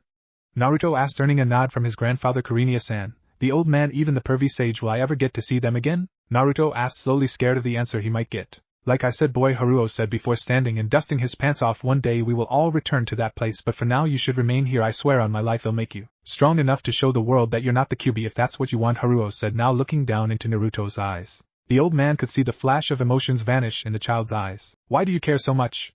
Naruto asked while pulling his glare away from the old man's. Haruo let out an amusing chuckle before placing his hand on the child's hair and scuffing his hair. Naruto let out a childish whine while pulling his hand away. He looked up to see a smile on the man's face shining down at him. Because family is family, my family is everything to me, and I'll do anything to make sure they're happy and safe, and that my child is the code of which I live by. Konoha, you're sure about this?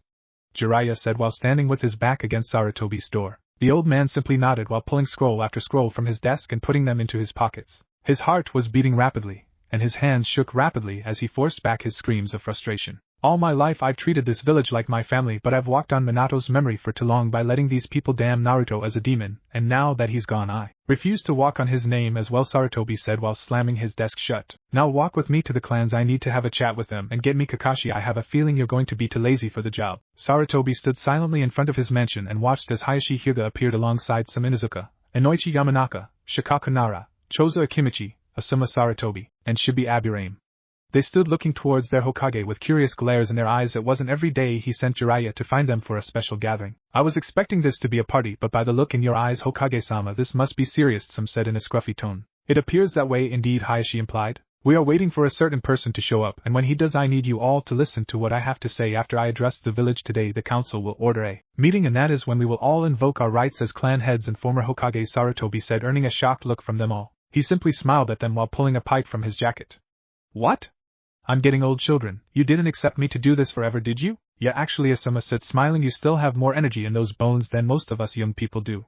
So tell us, father, what's going on? Sarutobi let out a small burning breath, catching flame to the tobacco in his pipe before looking over his shoulder. You're late, he said with smoke poured from his mouth. Sorry, the road of life was screaming for me to turn the other way, Kakashi said in his usual sarcastic tone. What's this all about? Well, Sarutobi paused while looking back at his clan heads. Let's begin. The village gathered around the Hokage's tower, laughing and talking with everyone they knew so well. Sarutobi sat on the edge of the mansion's roof, looking out over them all. He held a dull look in his eyes as he listened to them talk. Everything's been so amazing since the demon died, a woman said while the men laughed and told jokes about the little monster. It was enough to make him sick. Of course not. Everyone was a part of their gossip, but it was more than enough to make the old man's pride drain and be replaced with shame. Behind him were Jiraiya and Kurenai, who stood with empty eyes while looking over the people. You're sure about this? Danzo will jump all over this chance to kill you and become Hokage, the sage said, earning a shrug from Sarutobi. That's why we are leaving, Jiraiya boy. We have an old team to gather up, remember?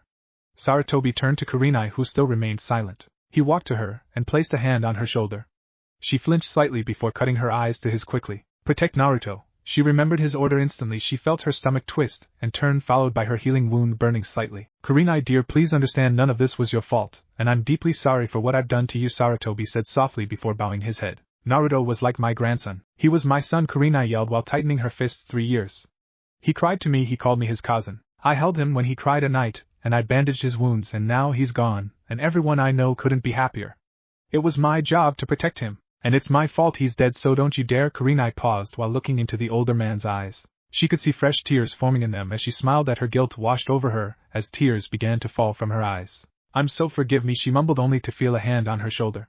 She looked to see Jiraiya shaking his head. We all loved Jiraiya stopped and realized tears were running from his eyes. He was so damn gifted, like his father. I'm tired of watching my students die. I'm tired of failing to save my friends and watching the people I love walk away, he mumbled before pulling a book from his jacket. He opened it to see a name written on the cover. Naruto, it read before he slammed it shut quickly. Asuma feels the same way as you, Kurenai. The same goes for Kakashi, me, Sarutobi, and hell, even the clan heads, and they hardly knew him. What this village is doing is wrong.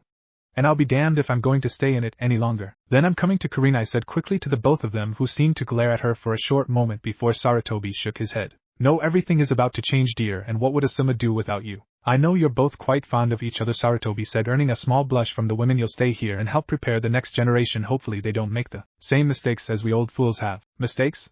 You talk as if our village is in chaos, Hokage-sama. A voice came from the shadows. They all turned to see Danzo slowly walked from the darkness. Jiraiya felt his grip tighten as the man smiled at them.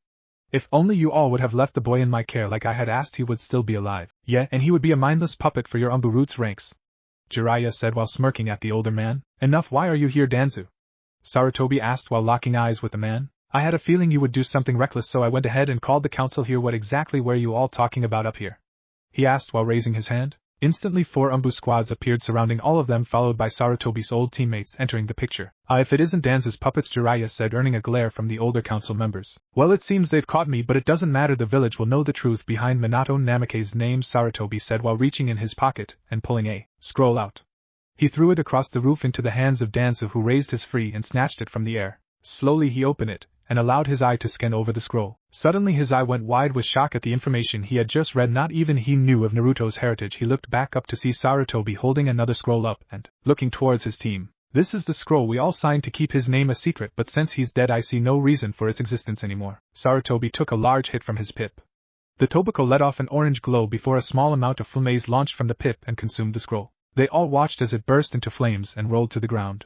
Jiraiya was simply smiling along with Sarutobi. Kurenai stood with a blank look on her face. She felt frustration building inside of her at the fact that she had no idea what they were talking about. Now, if you'll excuse me, I have a village to address and don't try to interfere. Sarutobi paused while reaching in his jacket and pulling out a kunai with a white tag on it. He threw it into the air and watched it let out a bright white shine. In a split second, Hayashi Hyuga appeared alongside Saminuzuka, Inoichi Yamanaka, Shikaku Nara, Choza Akimichi, Asuma Sarutobi, and Shibi Aburame. Make sure none of them cause any problems. Wait, where is Kakashi? Here a voice said as he stepped from a dark corner. Sarutobi smirked while walking to the corner of the building while looking down at the villagers. It was time to right the wrongs. If he could do one good thing as Hokage, this was it. Why are you all doing this? Danzo yelled in rage. The clan heads simply glared back at the man with a few chuckles from Choza and Sim. Shut it, you old bag, Sim said with a low growl in her voice. You people are the monsters, allowing the pup of our 4th Hokage to suffer like that. You make me sick. We're all responsible for that, Sim, but no longer will I hold on to such guilt, Hayashi said, earning a grunt from Sim. Kurenai's eyes were wide as an image of Naruto's smile appeared before her eyes along with Minato's. He was his son. You'll all be punished for this. Danza yelled only to hear them all laugh. I do believe, Danza, that we are the clan heads of this village, not 2 senior citizens and a corrupt war veteran. Without us and our people this village would be nothing, Hayashi said while glaring at them all with his white eyes. Now Anbu, take these 3 away from our sight, we have a new Hokage to announce. Yes, Hayashi-sama, a few of the men said while bowing and grabbing the 3 elders. Danza pushed the men away while yelling towards the clans, if they leave this village they'll be marked as missing nin regardless of what you all say. They will be hunted. I pity anyone hunting my father, Asuma said, smiling slightly as the Anbu pulled the old man away. All eyes turned towards the Hokage as he stood over the people who looked up at him. At his side stood Jiraiya, whose eyes scanned the area. It's time you all know the truth. It's time you all know what we've done. We all loved our 4th Hokage, this is a known fact. The man saved our lives and yet we spit on his final request, Sarutobi said while looking down at the now confused crowd. Is this about the demon brat? A man called out from the crowd, only to see Sarutobi glare down at him. Demon brat? He yelled, anger filling his eyes. Most of you people should be ashamed of yourselves. Do you even remember Minato's request? To treat Naruto as a hero, not a demon, and yet most of you continued to hate the boy. Why does it matter? A woman asked.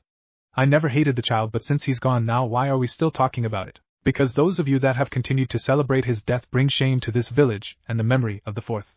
Sarutobi said with a cold look in his eyes. It was quiet as clouds seemed to block the joyful rays of the sun. Today I resign as the Hokage of the Hidden Leaf Village, and hereby name Kakashi Hatake the 5th Hokage of the Hidden Leaf. Now Kakashi, would you do the honors? Sarutobi looked back at Kakashi, who stood with his hands in his pockets. The crowd was speechless, unable to even comment on what was happening. Kakashi nodded while stepping out towards the crowd. He looked over them with his eye and let out a deep sigh. As you all know, my sensei was none other than the 4th Hokage. When he died I promised him that I would watch after his son. Kakashi paused, noticing everyone's eyes grow wide. Naruto Uzumaki's true name was Naruto Namikaze, the son of the 4th Hokage, savior of the Hidden Leaf Village, container of the Kyubi no Yoko. Congratulations, Leaf Village, you've been celebrating the death of the only son of one of the greatest men this world has ever known. The 4th Hokage's legacy is now dead. The crowd erupted in disgust, argument, and shouts. Liar! A man screamed along with another man who grabbed his collar. Don't call our Kage a liar, you fool! The crowd continued to argue until what sounded like a lightning strike silenced them all. They looked up to see Kakashi's arm glowing slightly as he looked down at them. Say what you want, but know this. Naruto was a kind-hearted boy who never hurt anyone. What some of you did to him is unforgivable, and I hope you can live with that. God knows I couldn't now return to what you were doing. He yelled and watched as the crowd slowly began to fade away, leaving only a few looking at the men on the rooftop. Kakashi watched as they fell down to their knees, one by one. Most of them were shinobi. Kakashi noticed a boy standing in the crowd and narrowed his eye. Sasuke Uchiha stood there, looking up at them. He held a troubled expression on his face before he turned away. Kakashi, Sarutobi said with a satisfied look on his face. Kakashi looked over to see the old man's eyes following Sasuke. He walked to Kakashi and got close enough to speak without anyone hearing. In my desk is a scroll at the very back of the 3rd shelf. Take it out and undo the blood seal. Once you read it you will understand what I'm saying. Make sure Danza does not get his hands on Sasuke, understood? He whispered, earning a nod from the silver-haired Hokage. Good. Now Sarutobi paused, looking back at Jiraiya. Do your job well, boy. Feel free to try and stop us. I wouldn't be doing my job very well if I didn't. Although I'm dreading it, Kakashi said, only to see a blur of white fly past Sarutobi. In mid-air Jiraiya bit his thumb and made a few hand signs while laughing. Is he? Kakashi mumbled, only to see Sarutobi leap from the roof after Jiraiya. He has stopped them. Kakashi yelled, earning sighs from everyone. It's part of the job, Asuma said while nudging Shikaku, who seemed to be dreading the chase already. Besides, we don't have to try very hard, which is good in your case, Nara. Summoning jutsu. Jiraiya yelled as smoke filled the area. Kakashi's eye twitched as a loud shout of frustration filled the air. It was the big boss, Gamabunta. Jiraiya. Why did you summon me again, you old fool? Gamabunta yelled while inhaling a large hit from his pipe. Hey there, old friend. Sarutobi said while landing next to Jiraiya. Sarutobi, Gamabunta said with a hint of respect for the older man. I take it we're escaping? The toad asked while looking at the approaching shinobi. Yup.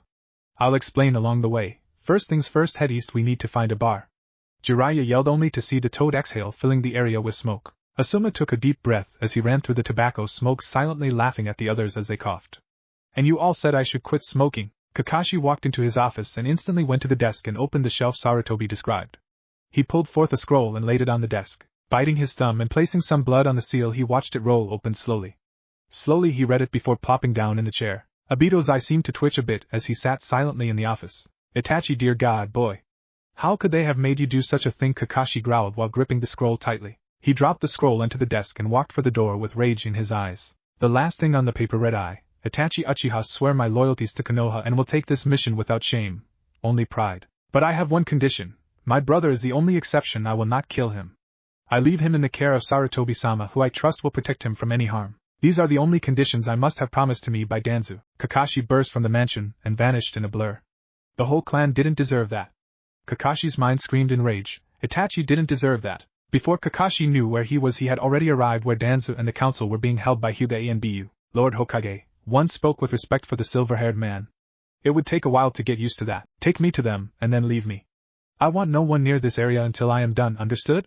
Kakashi said quietly, earning a nod from the man. He led him into a dark building before opening a door to reveal the three elderly hags. The door shut behind him as he glared at them with disgusted eyes. You should all be killed in front of the village for what you have done. Kakashi growled. Danzu thought the man might spit venom at any moment, which brought a smirk upon his face. Oh? Why is that, Lord Hokage? Danzu replied in a condescending manner. You used Itachi's pride for Konoha against him. He was just a child, you had no right. If you people would just have given them the rights they wanted and stopped treating them like dogs, then war could have been prevented. Kakashi yelled. Ah, so the old fool told you. Figure Sarutobi was always weak. He didn't want to go along with the plan either. Apparently he was somewhat close to the boy. When will you people understand?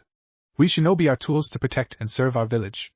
Itachi was an excellent tool and served his purpose. Danzu was cut off by a hand around his neck and a blue glow filling the room. You make me sick. Danzu, being shinobi is so much more than being a tool. We protect out of love for our people, not out of duty. We serve to better ourselves and grow stronger, knowing that one day we could make a difference in our loved ones' lives. Your corrupt words forced Itachi to kill everyone he ever loved. And I'll be damned if I let you get your hands on Sasuke. I am not Sarutobi. Where he failed, I will not. From this day forth, your roots are disbanded. Anyone who is found within their ranks is dead if they resist. You are now stripped of your rank in this council. Kakashi growled. You can't do that, child, the elder council said together, only to see a crimson glare turn upon them. Oh, I can't? Let me spell things out for you. If you speak to me like that again and try to stop what I am doing here, the entire village will know what you three have done. I already told them about Minato. What makes you think I won't tell them this? Kakashi's words were filled with truth and rage, which was more than enough to shut up the old hags. He turned his gaze back to Danzu and pressed a finger to the latter's cheek, causing a small cut to appear. If I ever see your face again, I'll personally end your miserable life. Sarutobi is everything you can't be, including Hokage. But then again, that's why the second picked him and not you, isn't it? Kakashi said as he released the man whose eye now glared back at him with an equal amount of anger. Kakashi left the room and made his way down the hallway. Umbu! He called out, and three men appeared. Yes, Lord Hokage? Help Danzu clear out his office, then get a Biki to get him to tell us the location of Root's Hell. Get a Noichi to help him, Kakashi said while taking a deep breath to calm himself. Is that all, sir? A man asked, only to see Kakashi stop. No, get me Sasuke Uchiha. Tell him he will be staying with me from now on, Kakashi said, earning a nod from everyone before they vanished. Kakashi now stood in the streets of Konoha looking up at the dimming sunlight. Got a lot on your mind? A female voice called from behind Kakashi. He turned to see Anko standing and staring at him. You know, I can hardly believe Minato-kun actually had a son. I'm sure you're saying that same about me being Hokage, Kakashi replied, only to see her shrug. Maybe, but that doesn't matter. What matters is that you look like you need a drink. Small time jump, Kakashi sighed while sitting in his new office. It had been 2 months since Sarutobi and Jiraiya had fled the village after exposing Naruto's true father to the world. The news spread like a wildfire. Minato Namikaze had a son, Naruto Namikaze, people would say. It was amazing how quickly the people changed their ways. Flowers seemed to pile up higher and higher at Naruto and his father's graves every day. 7 years of regret is a hard thing to swallow, or so he was told. The only regret he had was not being there to keep his promise to his sensei. Hokage-sama, a woman said before appearing in the room. She had a hawk mask hiding her face. Yes, Kurenai? Kakashi said in a dull tone, earning a sigh from the women. I'm an ANBU. It's against regulation to us my real name, idiot. She yelled, only to see the man's eye close slightly. He turned his head towards her with a dazed and confused look plastered across his face. Awesome movie, LOL. I'm sorry, what? Don't treat me like I'm Guy. She yelled. He felt like laughing but knew it would only end badly. Swallowing his urge to annoy the women further, he let out a sigh. Fine, you win. What is it? We've got some leads on Jiraiya and Sarutobi's positions to the west. It seems they're on Orochimaru's trail, she explained. Well, they're missing Nin now, but Orochimaru is a bigger threat to Konoha. I'll inform the council of this information, but I want you to go to the Inuzuka clan and tell them to send a few hounds and trackers after them, but make it clear for them to not engage. Only observe and get as much information as we can on Orochimaru and any other threats, understood? Kakashi said, earning a nod from the woman. What about Danzu? His roots have been tracking them as well, don't worry about him. Half his unit is already being monitored or acting as my spies. We shouldn't have much of a problem with him. After what I have planned is accomplished, I'll make sure nothing is left of that bastard when I'm done with him. Kakashi paused as he heard knock at the door. Come in, Kakashi said calmly. Sasuke entered the room. "Oh, you're having a meeting," the boy said, only to see Kakashi. I smile. "It's fine, Sasuke-kun. It's time for our lesson again, isn't it?" "All right," Kakashi said in a cheerful tone as a clone appeared beside him without him making any hand signs. "When are you going to show me how to do that?" Sasuke asked, only to see the man smile again. "When you're older," Kakashi said simply. "Whatever," Sasuke moaned while turning away, only to see Kakashi nudge him. He looked back to the NBU and let out a sigh. "Nice to see you, Kurenai-san," Sasuke said, earning a growl from the woman. Kakashi burst into laughter and ran through the door, pulling Sasuke behind him, grinning. "Damn him," she thought to herself before vanishing into the shadows. "We'll pick up where we left off," Kakashi said while standing across from Sasuke. They were in the forest somewhere outside of the village. "You want to be like your brother, but you're already behind him in everything he achieved. You will not enter the academy until the last year. In that year you will have to take every exam the other kids have throughout the year. Your brother did it, Sasuke, and so can you, but your first step is awakening what's in your blood." Kakashi paused as Sasuke looked up at the man, his crimson eye staring back at him. "Kakashi, you never told me about your eye. How did you get it?" Sasuke asked. Kakashi was expecting the question to come at one point in time, but still wasn't ready to tell him. Then again, Kakashi wasn't really ever ready for anything. "A friend gave it to me. As you know, my sensei was the fourth Hokage." Kakashi was interrupted. "Naruto's father," Sasuke said while tightening his fists slightly. "Yes. I had just made Jounin, and we were on a mission in the Stone Territory. Rin and Obito Uchiha were on this mission with me. I would always taunt him about his Sharingan not activating at his age. You could call us rivals if you wanted. Anyways, Minato-sensei wasn't on this mission with us and Rin was captured. We were given two choices: leave her to die and finish the mission, or go and save her. Obito was the first to say we should save her, but I wasn't the same man back then. I told him the mission was more important, and for that he hit me. He said something to me I will never forget, and I want you to remember it as well. Those who abandon their mission are trash, but those who abandon their friends are worse than trash. We went after her, and were attacked along the way. I killed one of the men saving him, but then I was attacked by another man who gave me this scar." Kakashi paused, pointing at his eye. "That's when Obito shocked even me. His Sharingan activated and he saved me. After that we bandaged my eye and went after Rin. We managed to push her attackers back, but when we were fleeing the cave, a man outside brought it down on top of us. I was hit by a rock and knocked unconscious, and Obito ran back and threw me out of the way of a large boulder and saved my life, sacrificing his own. The stone crushed the right side of his body, but before he died he told Rin to take his eye and give it to me so he would always be with me. He loved Rin, and come to find out he loved me like a brother. Rin did as she was told, and I emerged from the cave and killed the man. But even after I got my revenge, I felt like I wanted more. I wanted more blood until I noticed the tears still falling from Obito's eye. Revenge isn't worth the sacrifice, Sasuke. I want you to always remember that, understood?" Kakashi said calmly. Sasuke looked up at the man to see slow but steady tears falling from his eyes. Sasuke thought of his father. "He wanted me to come after him," Sasuke said in a dull tone. "He wants me to kill him," Sasuke yelled. "He didn't leave you alive for that reason, Sasuke. He couldn't kill you. Because you are all that mattered to him. You are his little brother. You mean more to him than anything else. Do not let your heart be corrupted by rage and hatred, understood? I will make you strong, but I need you to stop hating him." Kakashi yelled. "How could I stop hating him, Kakashi? He killed them. He even killed the girl he said he loved. No, name, I saw them together, the look in his eyes when they kissed. He loved her. He loved me, but he said it was all a lie, and the look in his eyes when he said that was empty. He wasn't the same Itachi, he wasn't my brother," Sasuke said as tears began to fall from his eyes. "Then what do you want, Sasuke? Tell me what you truly want more than anything," Kakashi yelled while grabbing Sasuke's arms. Every happy moment Sasuke ever had flashed through his mind. The pride he felt when he performed his first fireball jutsu, the amazement of Itachi doing his training, the loving smiles from his mother. "I want my brother back," Sasuke screamed while opening his eyes and looking up at Kakashi. Kakashi felt a smirk crawl across his face as he looked into the boy's eyes. Sasuke looked into the reflection of the man's eyes and felt his voice hitch. "Your eyes don't lie, Sasuke," Kakashi said, smirking. "Your first step of catching up to your brother is complete. Mai-san, are you ready?" Yura asked while tightening his grip on his katana. The 7-year-old girl nodded to her Kage, and watched as he leaped towards her and began to speak to her as she leaped back from his strike. "Tell me now, what is your tactic when fighting a male who is larger and physically stronger than you?" the man said, only to see her vanish and appear behind him. "Surprise is my best option. Keep my distance," and she paused while throwing a kunai, strike when he least expects it. Yura smirked and dodged the kunai only to see the young girl smirk and sling yet another kunai twice as quickly. It hit her other kunai and deflected it back towards the Kage. The man smirked before quickly snatching the kunai from the air and pausing. The girl stood in a low stance in her battle kimono. He could see the determination in her eyes as she looked up at him. "You've already come a long way, child, but for now let's return to the mansion. I'm sure Aimi has a few things to teach you, and dinner is in a few hours," Yura said, followed by seeing her smile slightly and stand up straight. "Do you really think I've gotten better, Yugura-kun?"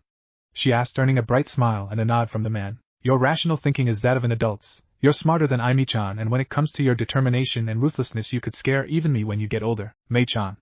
And now let's go. I promised Aimi I wouldn't keep you out late again, Yura explained, which was followed by the girl smiling and jumping onto his back and hugging him tightly. He began laughing as she wrapped her legs around him. It all felt fake to the man, but at the same time he knew it was something he wanted. Still, it is hard to know what you want when you've never had that certain something. Naruto stood holding a long bamboo pipe in his hands, panting for air. Across from him stood both Kushina and Haruo, each holding the same weapons in their hands. Control your breathing and concentrate, Naruto, Haruo said while glaring at the young child. Your taijutsu is already very impressive for a 6-year-old boy, and your knowledge of the shinobi arts is also impressive. You know what it takes to be a shinobi, but you need to have what it takes. Push yourself to your limit, and then break that limit. Stop talking, old man, Naruto mumbled, earning a smirk from the aged shinobi. Kushina smirked slightly while watching her son straighten his back. He popped his neck for a moment, and looked down at the bamboo in his hands. In a swift movement he raised it above his head and brought it down over his leg, snapping it in 2 pieces. Haruo raised an eyebrow for a moment, and noticed Naruto's hair fall over his eyes. Naruto? Kushina said softly, only to see his head fly back. He let out a shout of pain while holding his leg and jumping up and down. Haruo fell to the ground laughing as Kushina quickly ran to Naruto's side. It's Bamboo Kid, what were you thinking? Haruo exclaimed in between his laughter, only to hear a chuckle at his side. I was thinking about making a shadow clone and trick you both. Haruo was on his feet in a blur and managed to block the piece of bamboo in one of Naruto's hands, but watched as the other came towards his ribs. Kushina noticed this, and before the attack landed she used the length of her staff and pushed her father out of harm's way before spinning the weapon behind her back end, bringing it down on Naruto, who crossed his shorter weapons to block the blow. Not bad, Haruo said while standing and dusting his pants off. You used our feelings and attitudes against us. Smart kid, he explained while watching his daughter raise her spear and smile. Naruto fell to the ground, rubbing his leg and smiling at them, only to be interrupted by the roar of his stomach. Someone's hungry, Kushina said, smiling down at Naruto, who blushed slightly before shaking his head. He still hadn't completely warmed up to them, but getting attacked by the same people for 2 whole months made it hard to play tough guy. Kushina, speaking of hunger, caused Haruo's eye to twitch slightly before his stomach also exploded in a fit for food. Well, we should head back then, he said, smiling as he thought about his daughter's great cooking. Naruto felt like laughing but stopped while feeling his body throb in pain. He went limp for a moment, only to feel Kushina catch him and pull the boy onto her back. I am fine, I can walk, he said, only to see her shake her head in refusal. Stop the stubborn act or I'll give the old man half your meal, she said quickly, earning a groan from Naruto. He relaxed and allowed her to lift him and continue walking. He didn't want to miss his chance of a good meal. The meal was devoured in what seemed like an instant. Haruo and Naruto let out satisfied sighs and leaned back in their chairs. Kushina smiled at them and started picking up the dishes and cleaning things up. If you're done, Naruto, go take a bath. We have another long day tomorrow, so get some rest, she said before walking from the room. Naruto said nothing while standing and patting his satisfied stomach. He was warming up to them, but from day one he fell in love with her cooking. Kiddo, Haruo said while opening one of his eyes slightly, looking over at him. By the way, I remember you talking about a woman named Kurinai. Yeah, Naruto said softly. His eyes dimmed and his shoulders dropped slightly. She was hurt because of me. Well, Haruo said while smirking, she's alright. She made it back to the village, and I was told she's even been on a few missions. Naruto's eyes lit up as he felt a huge weight lift from his shoulders and jumped into the air with joy for the women. But suddenly he stopped. But she thinks I'm dead too. Haruo sat up slightly while looking into the boy's blue eyes. Remember, kiddo, it's all the more reason for you to train your hardest. When she sees you again, not only will she be happy but she'll be proud. Same goes for me and your mother, Haruo said before placing his hand on Naruto's head and ruffling his hair a bit. Now go take a bath and get some rest. Training will get harder tomorrow, and we will be starting earlier. Naruto nodded before running from the room and down the hallway. Little did they know Kushina stood at the corner listening. Her hands gripped her shirt tightly while she bit her lip slightly. Jealous? What's wrong with me? She screamed at herself. I'm an idiot, she mumbled, only before hearing her father clear his throat. Calm down, dear, he said softly, only to see her shake her head. I'm jealous of Kurinai of all things, but I really should be thankful instead, she said quickly. You could hear the cracking of her voice as tears threatened to break free from her eyes. It's not jealousy, child. You're blaming yourself, and until you can grow up and stop living in the past, then you'll only end up pushing both your son and everyone else away, Haruo said while raising his tone.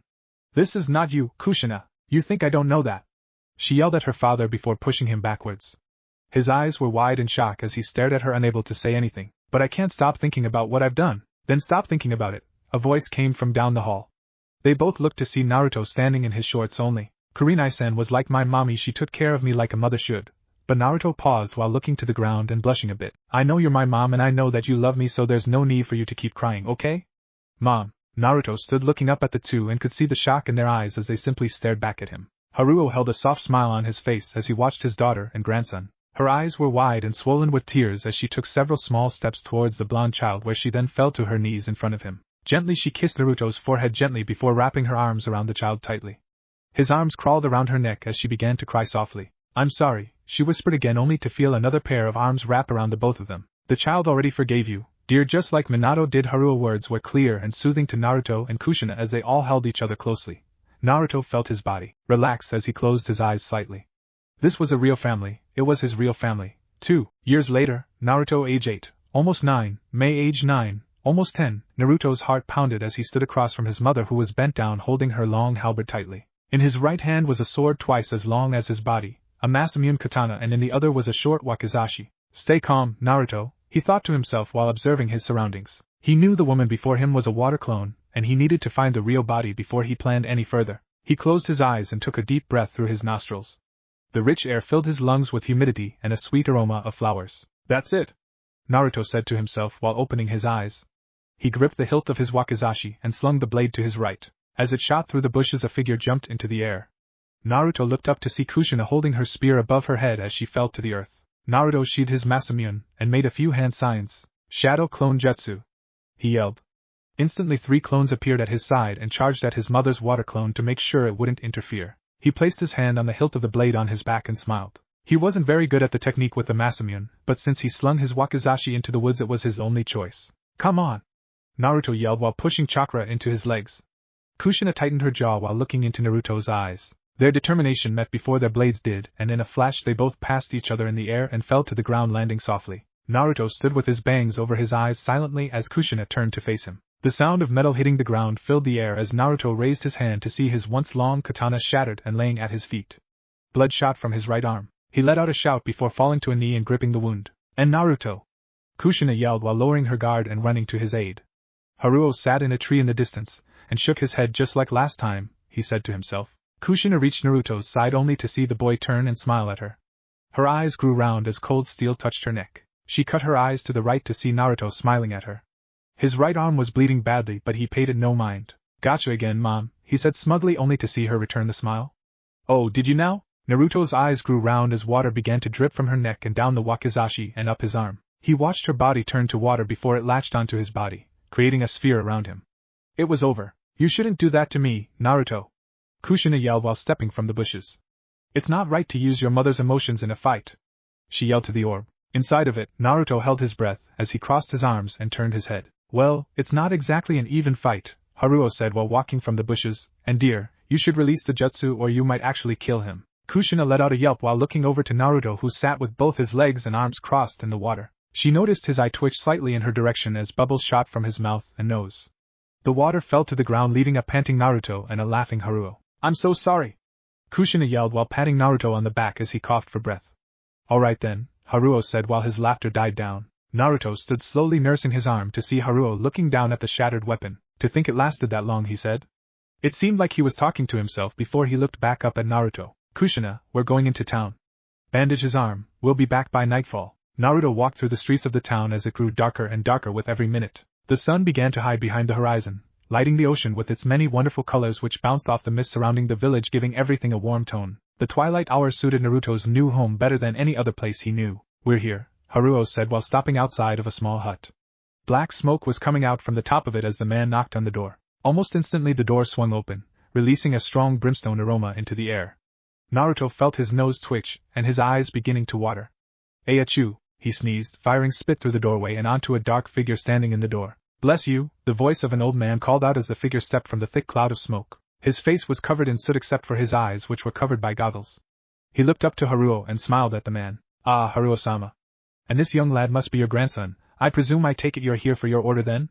the man asked, and Haruo nodded. In a blink of an eye the man vanished and reappeared with an extremely long box wrapped in a black cloth. "I must say it was a challenge to make, and it even gave me more ideas for weapons. I thank you, old friend, for allowing me to make it. My son and I had a blast making it," the older blacksmith said. Haruo handed the man a bag filled with what Naruto thought must have been money, and the blacksmith returned to his work. "Go on, open it," Haruo said, smiling.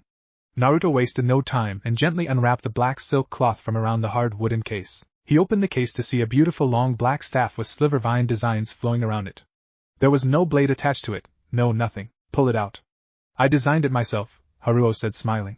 Naruto placed his hands under it and pulled it from the box. Naruto estimated it to be easily over 7 or 8 feet tall, making it a few feet. Naruto's almost 5 foot. It's how tall I was at that age, taller than him. He was expecting it to be heavy, but to his surprise it weighed no more than his old Masamune. As Naruto ran his hand down it, he felt 3 creases near one end of the staff. He grabbed one of them tightly, pulled and watched as the beautiful black metallic material slid off, revealing a straight blade the length of his wakizashi. This is amazing, Naruto mumbled while admiring the weapon. But that wasn't all to be seen. You feel this crease here? Haruo asked while placing his finger on it. Naruto nodded. Grab the opposite sides of it and twist. Naruto nodded and did as he was instructed. He gently motioned his hands and twisted slowly. A clicking sound was heard. Haruo then grabbed the opposite side of the remaining staff and pulled to reveal yet another blade. It matched his old Masamune in length but was much lighter, and instead of it being curved it was straight like the wakizashi. You can place the hilt of the wakizashi into the sheath and snap it into place, making it a halberd, Naruto finished in amazement. For weapons in one, Naruto said in almost a whisper.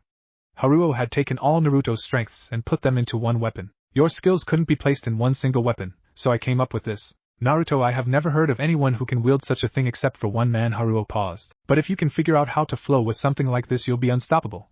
Not only because you'll have an advantage, but because like all the Uzumaki weapons, Haruo paused while placing a hand on the hilt of Naruto's long blade, we can manipulate any chakra we possess into them. Naruto watched the blade erupt in what looked like blue fire. The silver vine-like design on the hilt was letting off a slight glow. With your talent and kind heart you will place your mark on the world, just like your father. Naruto nodded while smiling. He was trying his best to hold his urge of excitement, and didn't want to start screaming with joy and tackle the old man, and to Haruo's luck managed to contain the feelings. Now before Haruo could finish, a loud bell was heard throughout the village. Haruo stood quickly and turned to the east to see a bright light flare from the tower overlooking the village.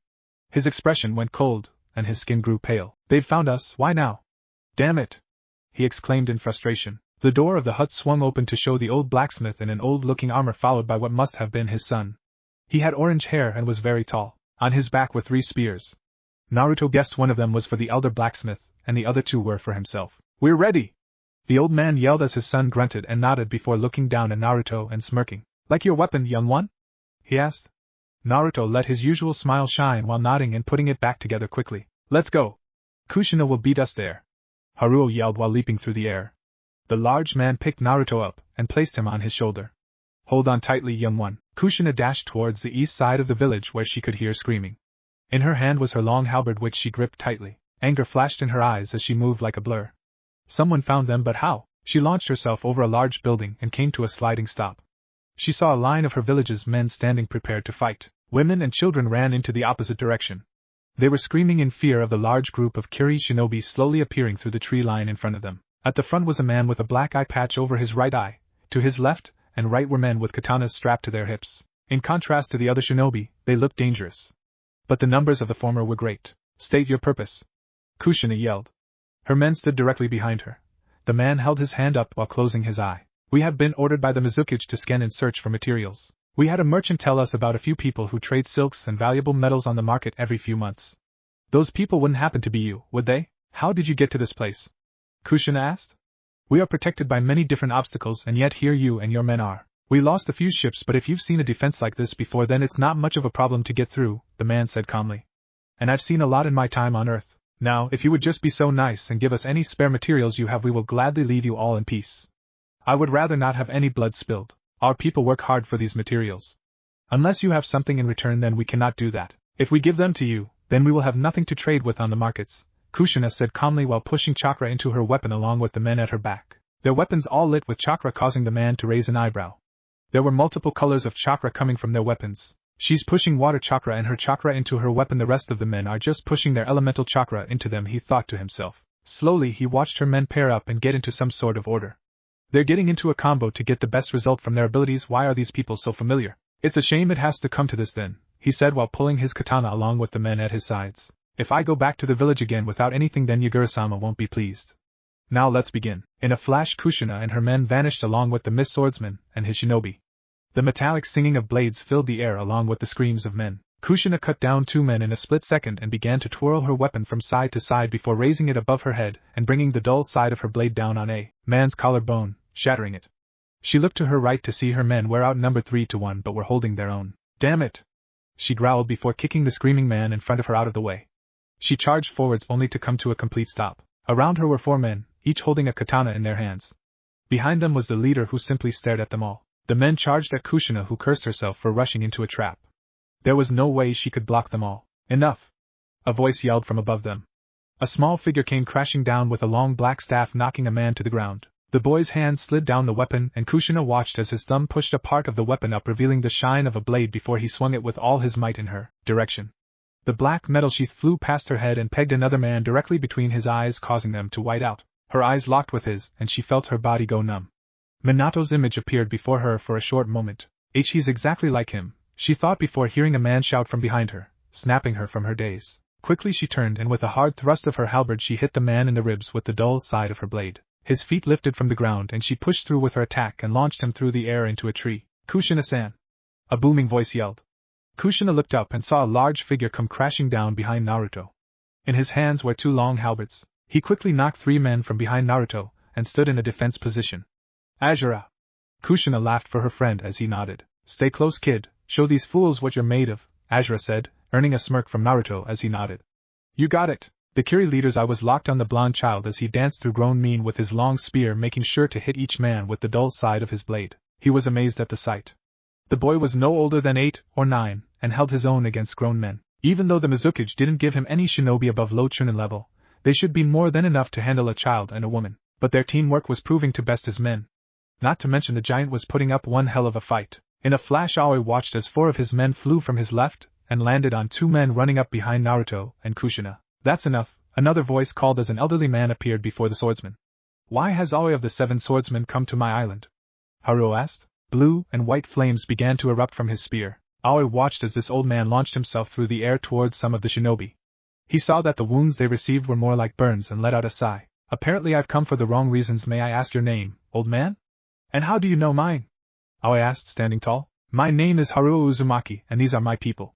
And since I was once an ally of you and your swordsman's organization, it would be foolish of me not to keep tabs on you all," Haruo explained, earning a shocked look from Aoi, who continued to look into the man's eyes. "I've never seen such a talented youngster, and I've seen a lot in my day," Aoi explained while looking at Naruto, who stood next to his mother in a ready position. "Instead of you giving us materials, may I ask that you send the child with me to the village to see my Mizukage? He would hate to see such talents wasted on my blade, and I don't think any of us wants any more bloodshed." "What do you say, Haruo Uzumaki?" "Absolutely not!" Kushina yelled while stepping in front of Naruto. Her weapon let off a bright shine as her chakra spiked through the weapon. "He's not leaving my side." "I'm afraid she's right. I will not be handing my grandson over to you, but to avoid any unwanted bloodshed we 3 will come with you, Azura. I leave you and your father in charge until we return." Haruo looked back to Naruto and Kushina, who stood with the weapons in a ready position, and then to the small amount of men at their back. He knew each and every one of them along with their families, and he wasn't about to let them die. They were outnumbered, and if none of these men returned to the village, then an army would follow. He had no other choice. "That's even better. I'm sure the Mizukage would be pleased to speak with you as their leader." "But," Haruo interrupted the man while looking into his eyes, "if the Mizukage asks you about the location of this place, you will say you forgot," Haruo said while raising his spear before he vanished and appeared right behind Aoi, the blade of his weapon pressed against the latter's neck. The swordsman didn't even flinch, nor did the 2 at his side. "This village remains hidden, that is my only demand, are we clear?" "Crystal." Sarutobi slowly lunged from tree to tree, his eyes scanning every angle. He was on alert. Orochimaru wasn't anyone to take lightly, nor was his young student Kabuto. He leaped for another branch, but found himself cursing as he saw a white snake curled around it. It lunged out at the older man and struck his neck, only for his body to slowly turn to mud and fall to the forest floor. "Damn it!" A voice hissed from behind the tree, followed by a woman's laughter. "Long time no see, Orochimaru." Orochimaru turned to see Tsunade standing in front of him, smirking. Behind her stood Jiraiya with Kabuto over his shoulder. "Looks like you haven't changed a bit, my boy. However, I'm sure I won't like the reasons for that," Sarutobi said while landing beside the snake Sannin. "But you have all changed, oh so much except for you, Tsunade." Orochimaru smirked while looking into her eyes. "Tell me, has anyone else died around you recently? You always did have oh so much bad luck. Oh wait, it's not you this time, is it? First Minato, and now the child. Oh what bad luck you have, Jiraiya." Jiraiya felt his hand twitch as he dropped Kabuto and vanished. He reappeared with his knee in Orochimaru's gut. Saliva flew from the snake Sannin's mouth as Jiraiya placed his palm against the man's forehead and slammed his head into the tree. "If you say one more thing that isn't an answer to our questions," Jiraiya said in a dull tone. One that not even Sarutobi had ever heard him speak in. Tsunade watched the man as his free hand shook rapidly. "Then so help me God, I'll fucking kill you." Orochimaru looked into the man's eyes as he stared him down. "Very well," he said calmly, not taking his gaze from Jiraiya's. What do you want to know? I know about your recent fallout with an organization known as Akatsuki, Jiraiya said swiftly. Sarutobi followed up while looking at his former student. Tell me about Itachi and anyone else in this organization, and if you don't start speaking soon I'll let Jiraiya here rip you into pieces. You think he can? Word around the nations is he was the weakest of us all, Orochimaru said smugly only to feel multiple needles stab into his body. What did I tell you? Jiraiya growled, now start talking. I know they were after Naruto and the others. And I want to know why. Naruto sat against the wall of the ship he rode on. He looked around and remembered the ride he and Sarutobi took on their way to see the Mizukage. He closed his eyes as he leaned his head against his weapon and could almost see the old man watching him running around and talking with the crew. Next to Naruto sat Kushina, who was watching her father talk with Aoi about their past, but she was more worried about Yura. Everything she had ever heard about him was that he was a monster. What's wrong, Mom? Naruto asked suddenly, breaking her concentration. Oh, nothing. I'm just a little worried, that's all, she said before sliding down the wall to sit next to him. Why are you worried? He asked, earning a sigh from the woman. Well, I've heard stories about the Mizukage and I'm not sure I like them very much, that's all, dear. It's nothing to worry about, she explained only to see Naruto smile brightly. Oh, that's all? Don't worry, the Mizukage's a really nice guy. Sarutobi said the same thing, but he seemed to like me a lot. It kind of felt like he understood me in a way. He's pretty funny too. I felt weird at first when I talked to him because he has a scar under his left eye. But then he made a joke about it, and after that I wasn't that nervous around him. Kushina smirked only to hear a man shouting something. Naruto turned to see the mist clearing slightly and he started to grin. We're here, Naruto said while jumping up. In a swift move he was standing on top of his long staff and looking over towards the land. It had been a while since he left the island. Hopefully nothing terrible would happen again. Yura walked into the large marble room and watched as his council took their seats. He closed his eyes while taking his own seat. The report he got said Aoi had found something very interesting. Hopefully he wouldn't be disappointed. You're not getting it. Back off. A loud voice was heard from behind the main doors of the meeting room. Kid, calm down, just hand it over, an older man's voice said with some amusement in it. No way. I just got it so. Let. The boy's voice stopped as he let out a grunt. Go. Naruto, stop it. A woman's voice yelled before a loud crash could be heard. Naruto had jerked the weapon away from the guard but in doing so flew through the doors of the meeting room back first. He slid across the marble floor and hit the chair across the table from Yura. That hurt. Naruto yelled, rubbing his head slightly. He smirked at the fact that he had his prized possession and began to stand up slowly. Kushina and Haruo stood at the door as Naruto turned to see Yura's wide eyes. And Naruto. He whispered the boy's name in disbelief of what he was seeing. Naruto let a bright smile consume his face as he raised a hand behind his head and chuckled. Hey there, Yura. It's been a while. Naruto's words were loud as was to be expected. He took a step and pulled his weapon over his shoulders and rested his arms over it only to see two figures launch from the shadows. Naruto! Kushina yelled while rushing forward only to see a man appear in front of her and grab her by the neck. Haruo was also quickly bound by a water rope and had to watch helplessly as two hunter nin showed up only inches away from Naruto with their katanas drawn. Naruto! Haruo yelled while watching the wide-eyed boy slightly tense in shock. His arms gripped both sides of his weapon and pulled as hard as he could. He quickly unsheathed both weapons, but he wasn't quick enough. I'm not going to make it, his mind screamed as he shut his eyes tightly. He felt his jaw tense as he waited for the pain but felt nothing. He only heard the sound of liquid hitting the marble floor. And Mizukage-sama, a voice mumbled alerting Naruto to open his eyes. Yura stood on the top of the chair in front of him with both his weapons drawn and placed on the chests of the two hunter nin, drawing blood. You dare attack a child? I'm perfectly capable of protecting myself. You're both lucky that I'm happy to see this boy, otherwise you'd be dead, Yura said in a dark tone before quickly snatching the blades and pulling them away from the two men, allowing them to fall to the ground. Now get out of my sight. They both nodded and vanished, leaving a sweating Naruto. The boy dropped his weapons to the ground and felt lightheaded. Arms latched around his back. Damn it, Naruto! Kushina yelled while squeezing him tightly. Never do that to me again, understood? Sorry, Naruto said in a dull tone, still shaken up a little. Thank you, Yura. Naruto spoke in almost a whisper as the man nodded and walked back down the table and jumped to the floor. He picked up the scrolls on the table and placed them in his jacket. It's no problem, but I think we should talk in private. Aoi said he had brought the head family of a small village, he said softly while looking into Haruo's eyes. Shouldn't your council be part of this? Haruo's words were less a question and more of a statement which caused the Kage to smirk in amusement. Yes, I agree with this man, a council member stated only to see Yura shrug. I didn't ask if you did or not. These people are our friends, unless you're calling me a liar. In that case I would love to hear your opinion, Yura paused. You're not calling me a liar, are you? The man's complexion seemed to grow pale as he shook his head and sat back in his chair. Good, follow me.